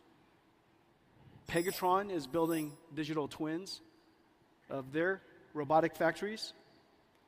Wistron is building digital twins of their robotic factories. And this is really cool. This is a video of Foxconn's new factory. Let's take a look. Demand for NVIDIA accelerated computing is skyrocketing as the world modernizes traditional data centers into generative AI factories. Foxconn, the world's largest electronics manufacturer, is gearing up to meet this demand by building robotic factories with NVIDIA Omniverse and AI. Factory planners use Omniverse to integrate facility and equipment data from leading industry applications like Siemens Teamcenter X and Autodesk Revit. In the digital twin, they optimize floor layout and line configurations and locate optimal camera placements to monitor future operations with NVIDIA Metropolis-powered Vision AI. Virtual integration saves planners on the enormous cost of physical change orders. During construction, the Foxconn teams use the digital twin as the source of truth to communicate and validate accurate equipment layout. The Omniverse digital twin is also the robot gym, where Foxconn developers train and test NVIDIA Isaac AI applications for robotic perception and manipulation, and Metropolis AI applications for sensor fusion. In Omniverse, Foxconn simulates 2 robot AIs before deploying runtimes to Jetson computers. On the assembly line, they simulate Isaac manipulator libraries and AI models for automated optical inspection for object identification, defect detection, and trajectory planning. To transfer HGX systems to the test pods, they simulate Isaac perceptor-powered Ferrobot AMRs as they perceive and move about their environment with 3D mapping and reconstruction. With Omniverse, Foxconn builds their robotic factories that orchestrate robots running on NVIDIA Isaac to build NVIDIA AI supercomputers, which in turn train Foxconn's robots.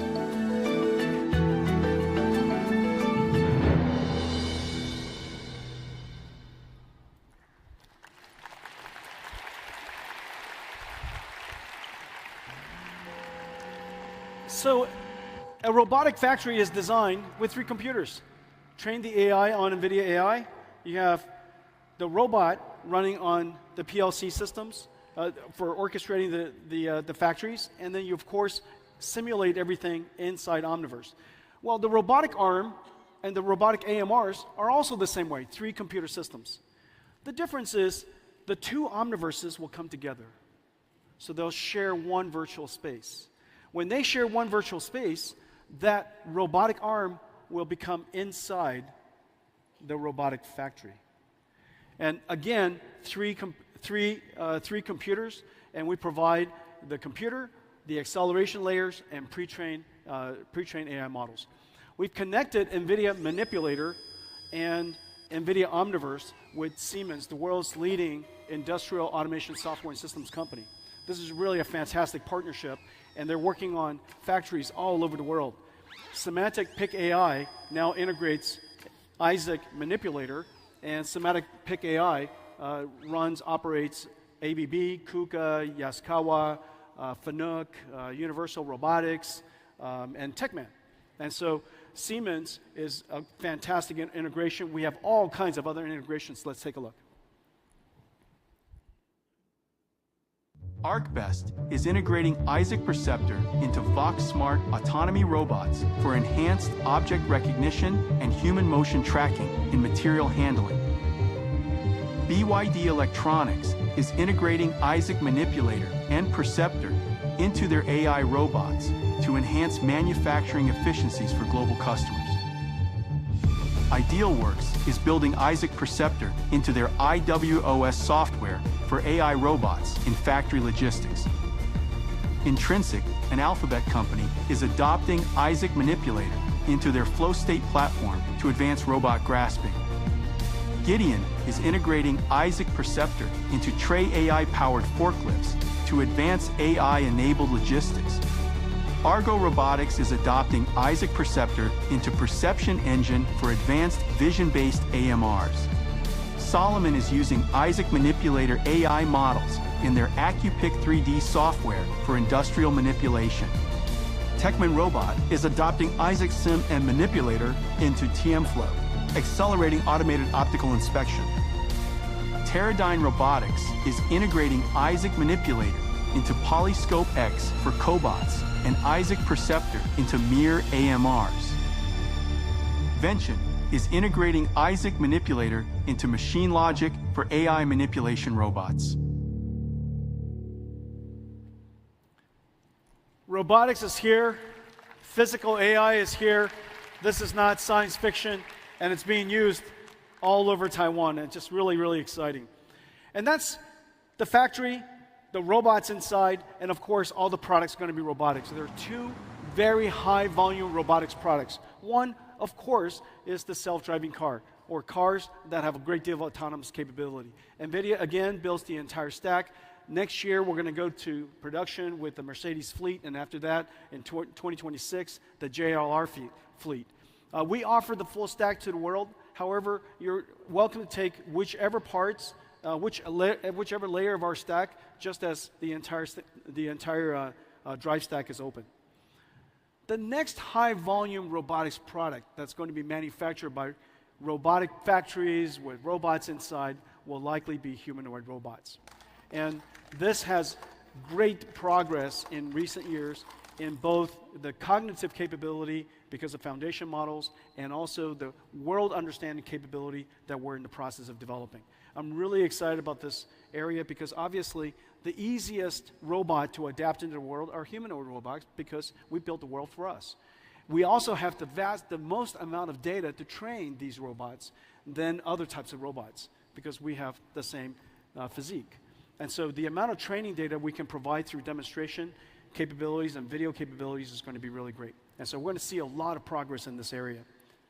Well, I think we have some robots that we'd like to welcome. There you go.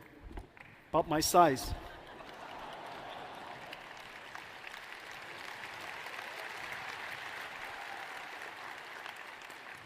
And we have some friends to join us.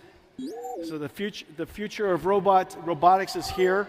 The next wave of AI, and of course, you know, Taiwan builds computers with keyboards. You build computers for your pocket. You build computers for data centers in the cloud. In the future, you're going to build computers that walk and computers that roll, you know, around. And so these are all just computers. And as it turns out, the technology is very similar to the technology of building all of the other computers that you already built today. So this is going to be a really extraordinary journey for us. Well, I want to thank.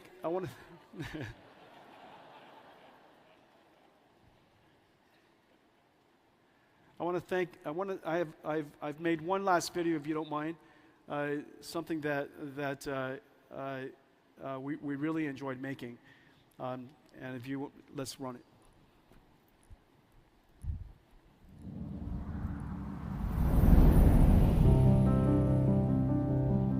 台湾帮助我们实现了一个愿景，在这条漫长的路上，无数的伙伴支持着我们，从加速运算、电脑绘图、科学研究到人工智慧的高峰。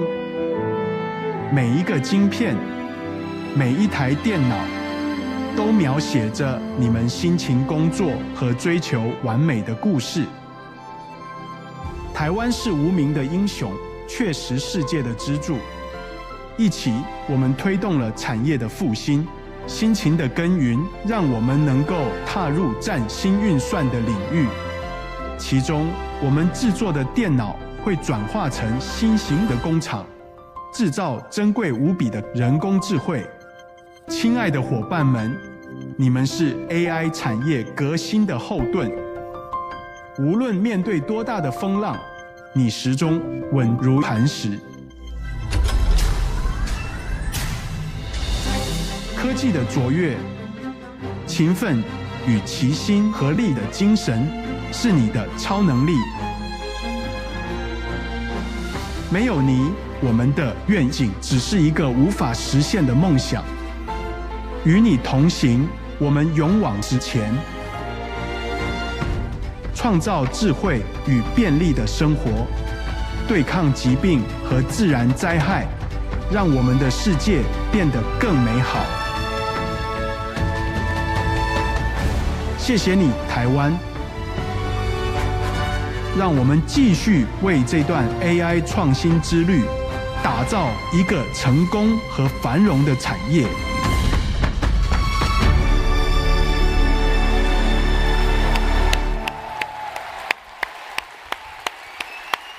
大家谢谢 ，Thank you. I love you guys. Thank you. 大家谢谢。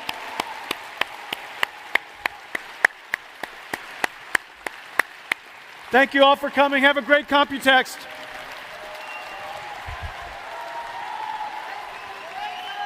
Thank you. I am here at Computex. I will make you like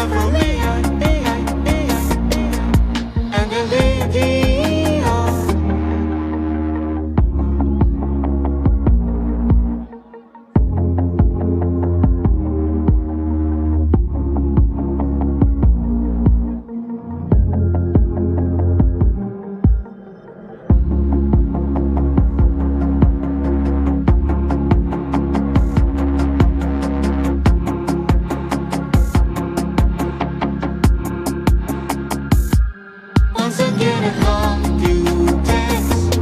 Thank you all for joining us. Yeah, digital twins and me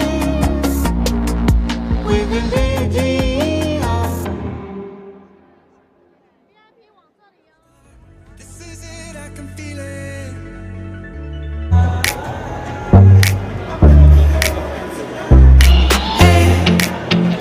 I am awake for the brand new day, feeling the sunrise upon my face.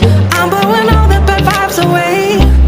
Look into the sky, I have this moment inside a glove.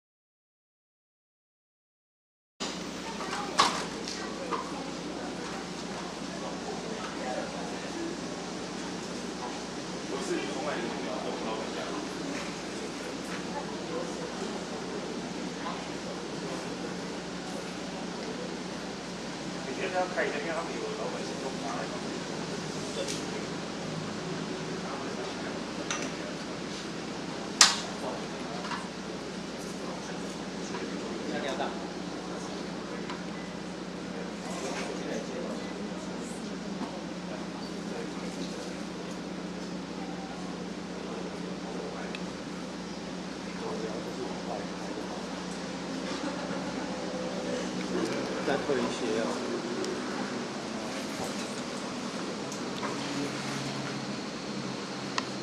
这样好。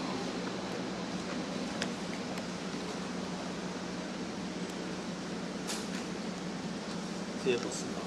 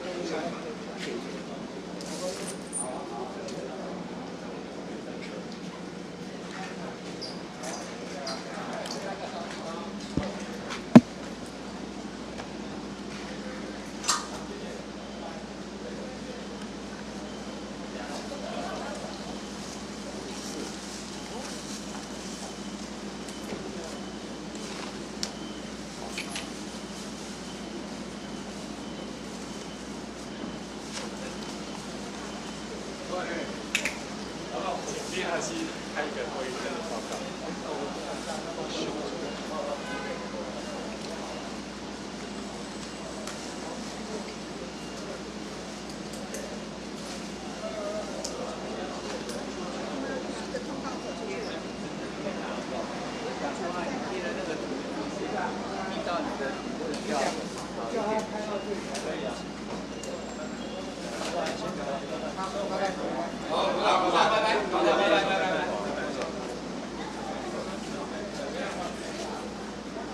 接下来。车子在哪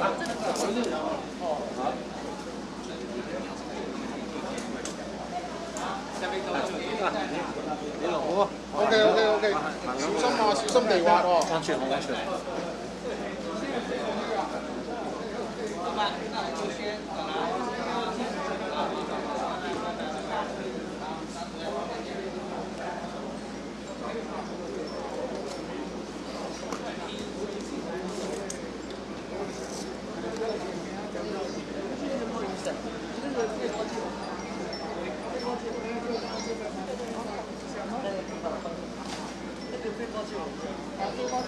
我有帽子，你搭配强语一下哦，强语在找我干嘛？稍微拍一下。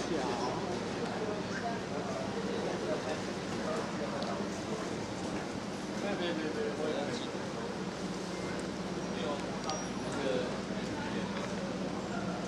我就负责一级店，我进去我的特别好。然后韩副总那边也有那个在对，6月4号我会去你们公司了。对，约车在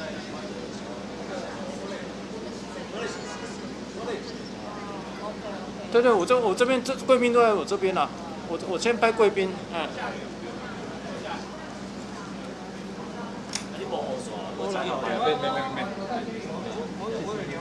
真的吗？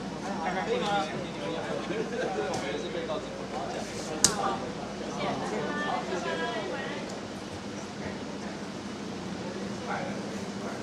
这边谢谢人。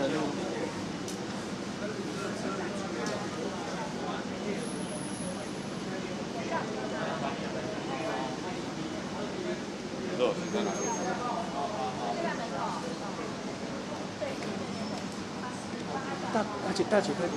大姐，快点！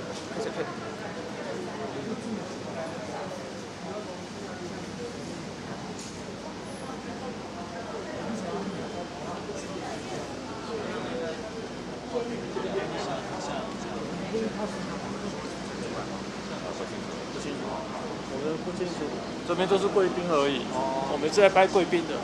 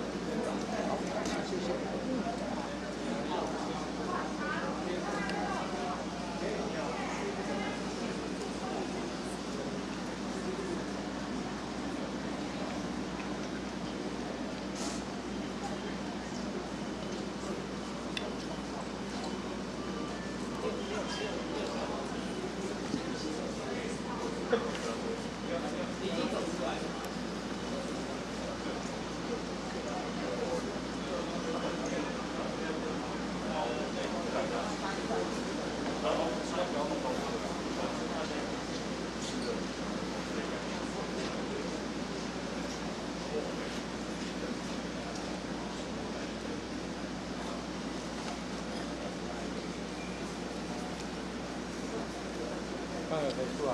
哦，几乎都出来。有人讲话吗？没有人讲话。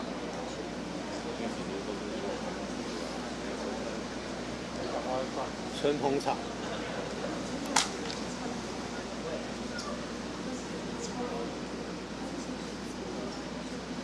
应该都懂了。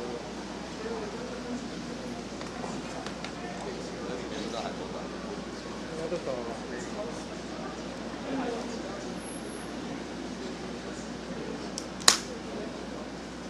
记者一下叫我们到水一下叫我们到。往前面一点。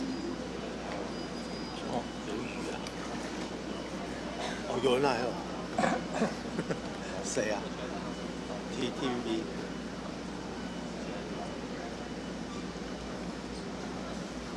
这样。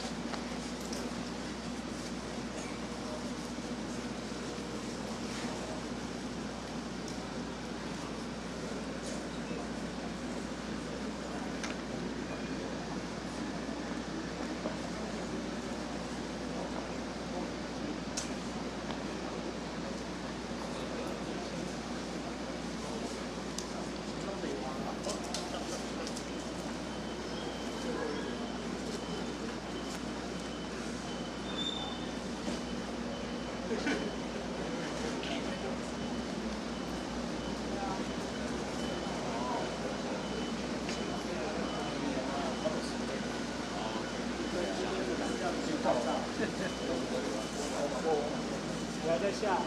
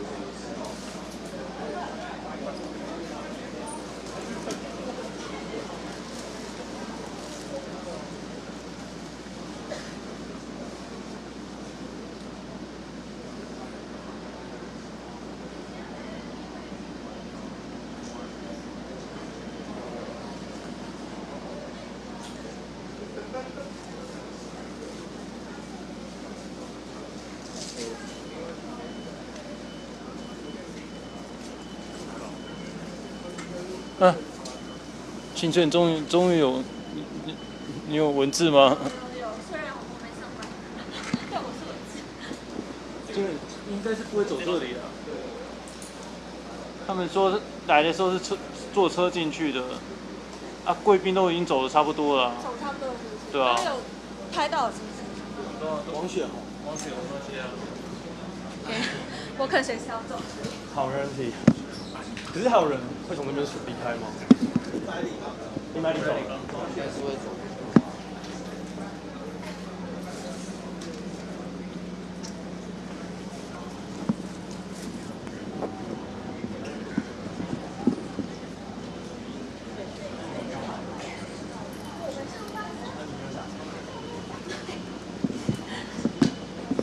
但我怕我待会有没认出来的，你帮我留意一下。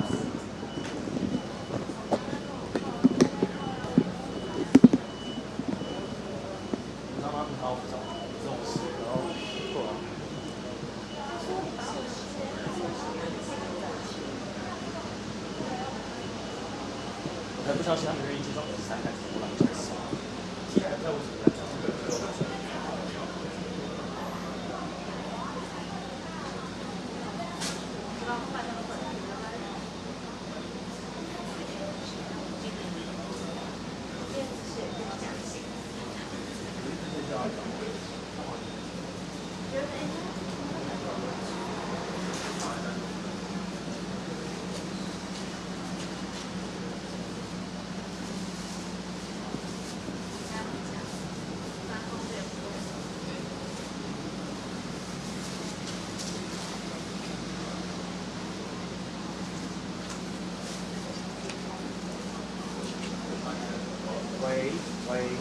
喂，我们这边其实我们其实现在那个门外在看有没有贵宾离开在等，但看哥觉得你觉得我等到什么时候？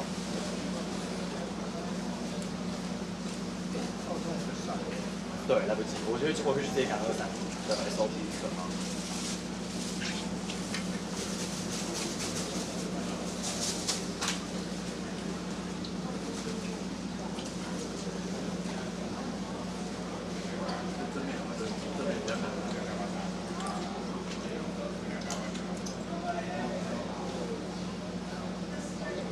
那我 SOT，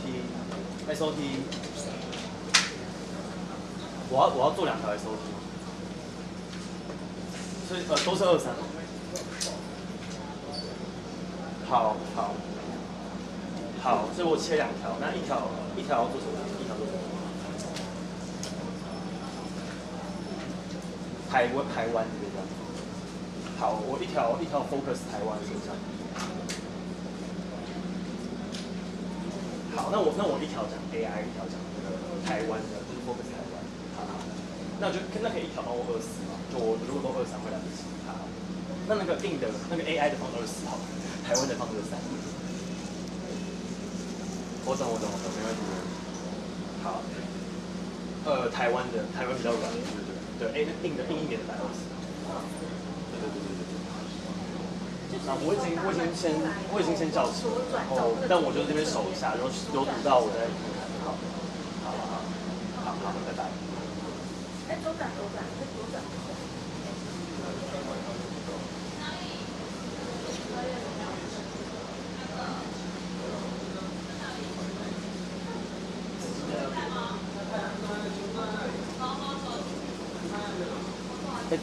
子金，你是有听到谁要来吗？你是有听到谁会冲进去？没有。只是听他们好像000里走了，其他不知道。好像000里走，他们说000里。贵宾都走了，都全部走了。还有人，我们还有只在这边手机哦。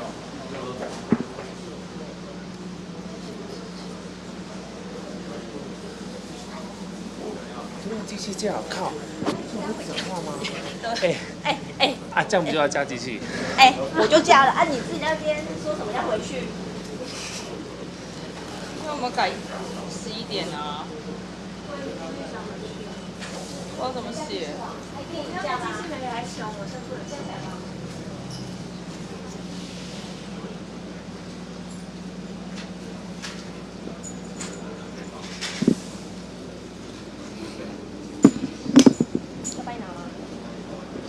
给你中天。可以啊，没事。同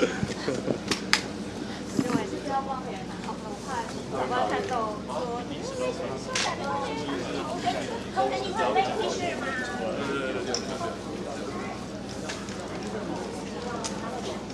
那个 T 恤是你没找的。对。你今天就有进去看吗？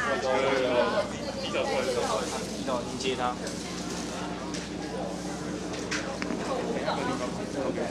他是在介绍他，然后他就是去，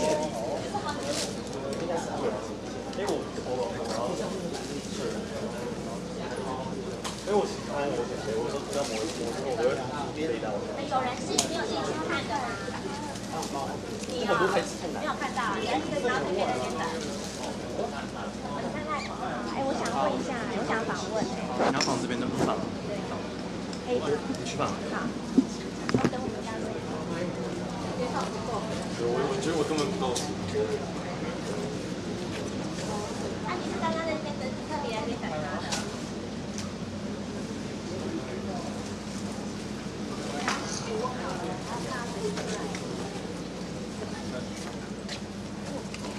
我是不是应该也带东西啦？烦死了，那么多东西来切。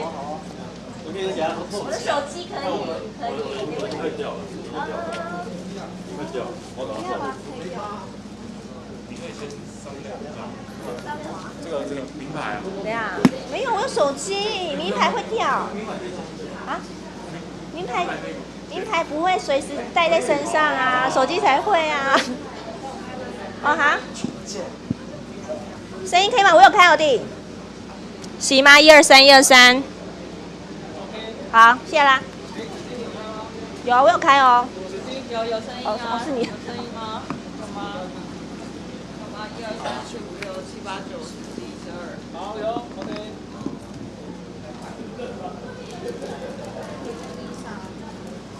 没有他这么活泼吗？他已经没有那么活泼。1、2、3、4、5、6、7、8、9、10、11、12。哎，我待会要发2个。但我都想洗手。因为我觉得没有人会出来。会啦。谁会出来？啊？谁觉得谁会出来？黄轩。这边吗？这边吗？给人家不要跟，不要跟，搞不好他已经走了。我要给这些同学希望哦。没有，他们但是他们还在里面，所以就在外面等了。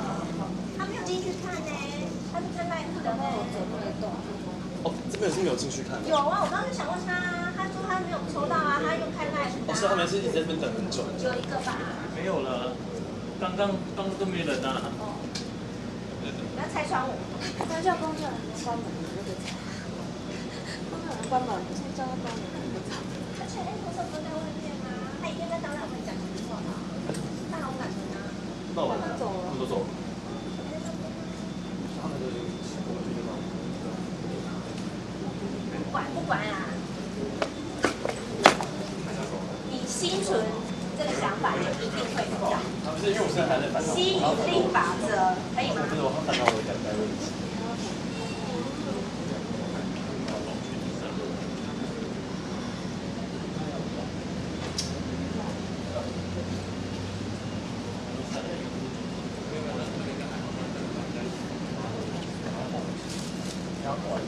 今年要发几个？发23啊。那你要自己拿什么？不知道哎，是不是？对啊。都是主新闻。怎么会这样在外面人主新闻呢？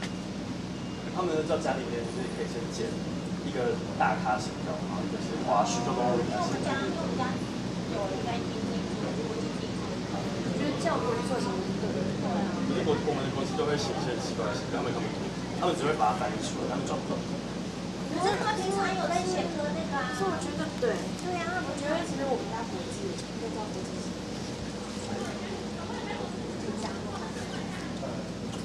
像国际写主新闻，然后写他的。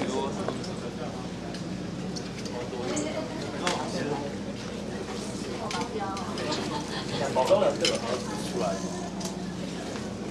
他就会出来啊，他是女神威武。结果根本。面的这个大难度。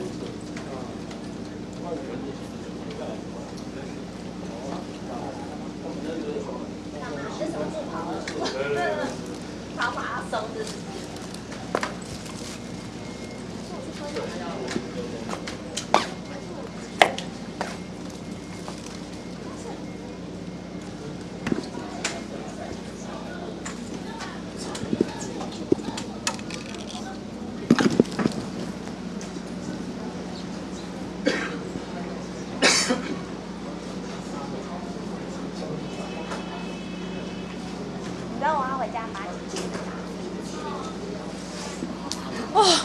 吓死我了！哎，他们这里挤超多人哎啊！然后前面啊，对啊。哎，可是为什么这里都没有那个名车啊？走路差不多啊。真的？那这里在这里也很多。看看最后的希望会不会出来了。我记得我们有一些 NVIDIA。他有读到谁吗？居然会在这门口这边。因为我刚刚看到那里有人在录影，可是保镖在这里。你觉得哪一个？保镖2个保镖在这里。我同意带你，他跑去哪？可是 Jason 是不是喜欢走这门的人？但是就是他不怕，他不怕没光的。车会在这门口接保镖在这里，可是他车子不是在地下室吗？不知道，可是今天的车都是停在这里。保镖是。这不是常见的那2个哎，这不是他，就是我们对，不是平常那里。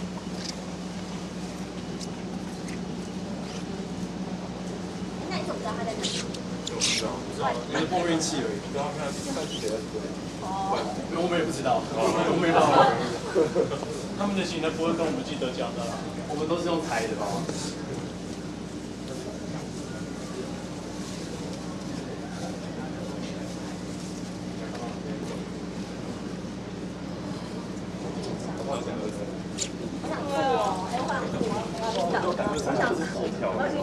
对啊，我有点走了是。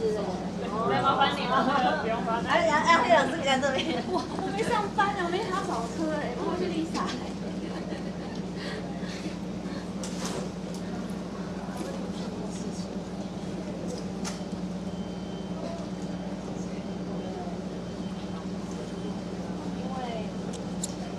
因为我刚看到那里，我不知道他在哪，那里超多。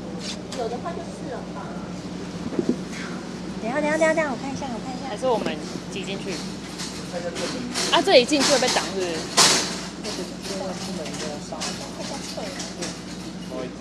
有那么快抛吗？你刚才翻，你会抛吗？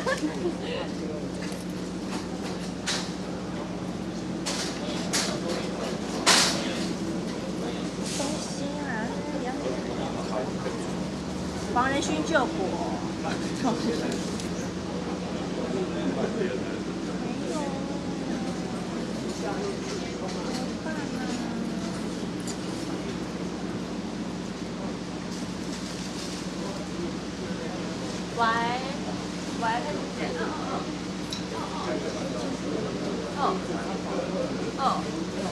所以我那个就主要是产业这样子是吗？台湾可能用。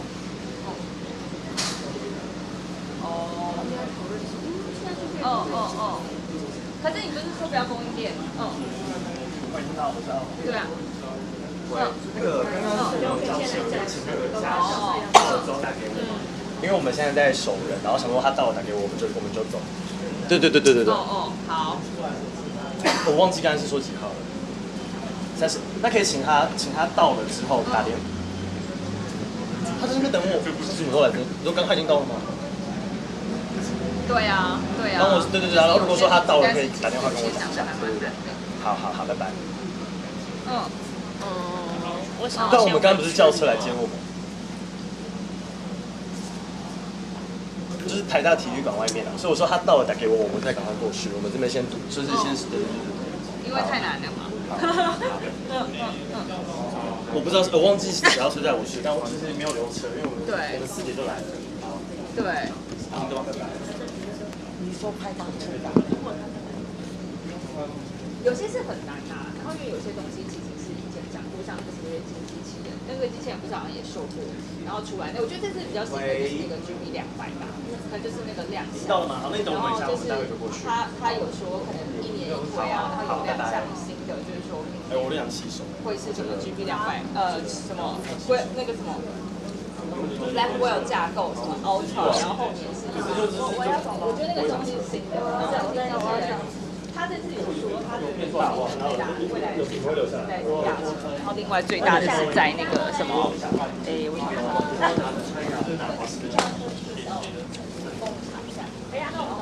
机台的大哥在吗？我交接给别人。好，你要留着吗？不用，干加了。对。因为有些其实真的讲蛮难的，有些真的讲蛮难的。对。可是为什么我觉得他感觉有人要出来？对，我害我，对，我觉得我在等一下。好。清顺哥，我们再等5分钟可以吗？因为感觉就是感觉好像有东西要出来。对。对，一个是在开头，对。那再麻烦一下，你会让我在这里旁边有你。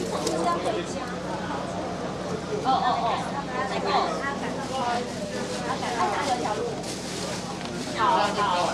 那所以，不好意思，我们这边要开条路，要司机要上车的地方没有要，不好意思啊。讲他有提到的那些供应链就好了，其他什么技术那些都不用。就是不好意思哦，那个公道帮我留下。所以主要就是说，可能他大秀什么红盾，帮我留下。然后什么广运的什么什么。然后提到机器人，提到谁谁谁这样之类的啦。不好意思，我里面靠一下，让非常通道一下，不好意思。好。然后什么伟创，还有什么点名和硕什么什么，然后秀出他们什么大咖的头这样子，变成这样吗？好 ，OK， 是哟。好，那我就是做人形动态这样。好了，不好意思，过一下哦。是不是不在这个口？上面台车？对，不在这个口。应该走这边，那应该下去吧？他们直接跟我们说不会出来，我就。直接说不会出，我们就可以撤了。我跟你讲，我也不会出来。老板会来，老板会来。应该不会走这边。可以给我们设定。可是这样还有办法切两？因为如果他们一台湾不会走这边，不要跟我说拿另外一边。就是可以说最酷的一个地方就是Computex 没有这样，然后就再来后面报名牌，因为我觉得如果把台湾那些都拿去，可能例如说什么台湾影片啊，然后可能花心讲中文啊，那个我觉得没有，他爬得到 AI 什么人之间是 AI， 还是正门口，他如果把这些都可能吧，就下面他们这些太难。那是谁？那个是谁？哪里？原本那个保镖不是吗？没有，他有点耳边熟，是不是台湾区的总裁？台湾区的总裁吗？台湾区的什么？哦，你说那个女生？不是叫汪什么？他叫什么？辉达台湾。那几个铁架子是什么意思？小辉达。可是我都没有看到公关呢。铁架子是不是？哎，那女生是不是就是上次在尾牙那个女生？我有加过赖。哎，有赖吗？没赖。那时候就是有人在那边秀。喂。什么？喂，请说。哦，然后你可以帮我跟，可以我好，你先用我的闪电嘛，我再给你。哦，来，那我。好，等我一下。谁 ？OK， 好。黄仁勋助理在哪里？好，在哪里？侧门，体育馆外面侧门。是我们就从正门。正门吗？他门都关了啊。没有，他人没走，但他应该找另外一个路走，他想找另外一个路。他进来那个门，黄仁勋助理在那边。好。他上车了。他确定上车了？确定已经上车了。谢谢。车上面有人，他到底上车了没？谢谢。他到。没了，用完了。看了啊。上车了。哦，所以他们应该已经来了。好 ，OK， 好，拜拜。然后那个，B 没有要读了嘛？没有，他们没有上车了。好。那你去走吧。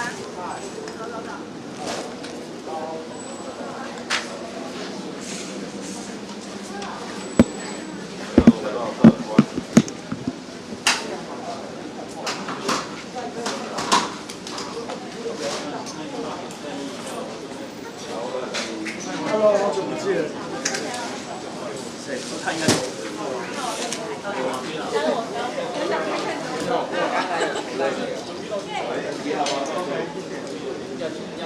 那我可以这种方式想。我今天都没进去到。你在旁边放在。他说的那个数字没有，有拿到那个 AI， 然后我刚晚上。哦，因为因为他排手，如果下午就来排。开那个机器人。因为你不是每个分析都要码，没有那个码。喂，他们没出来。喂，可以来说，我们现在要测，可以到。但是我们就测完这我知道那个就在这了。哦，你也是往那个就不要走。对啊，太强。刚好进来，然后我看在等，本来一度马上有可能要往这边。哦，就我就水看那个位置是有可能，然后也是举车在测，我就被测了，哎呀。好。那你还过来？我想说讲就过来看一下。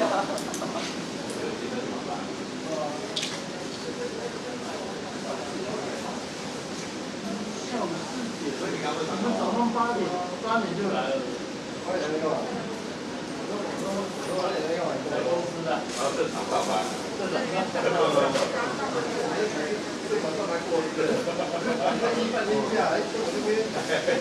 我先回去，很累啊。好，下面就想跟我喂，好，我可以完成，我已经完成了。因为去年他的演讲，是讲他是想录节啊，他感觉你在回答的，用台湾的方式，然后聊上啊，不是，哇，你显示看一下那个唐人区啊，你刚才刚才那个大门口是啊，刚才那个大门口后面，我去找你，因为我今天不晓得在哪一个出口嘛，你在那边等我，当然。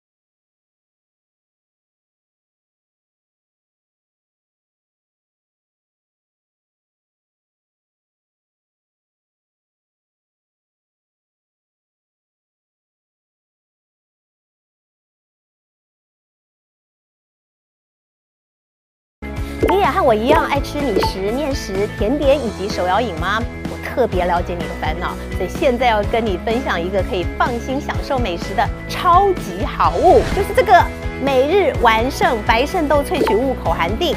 餐前30分钟一次吃2颗，吃大餐 so easy。旺旺出品的这一款每日完胜白肾豆萃取物口含锭是柠檬红茶风味的，像这种夹链包设计特别严选了北美优质白肾豆，获得了美国 FDA 的认证以及 GIS 健康许可。这个成分呢其实是很天然，而且品质安心有保障，所以现在就赶快上快点购，为自己的健康、自信与美丽下单。很重要的是记得输入推荐代码，因为会有额外折扣。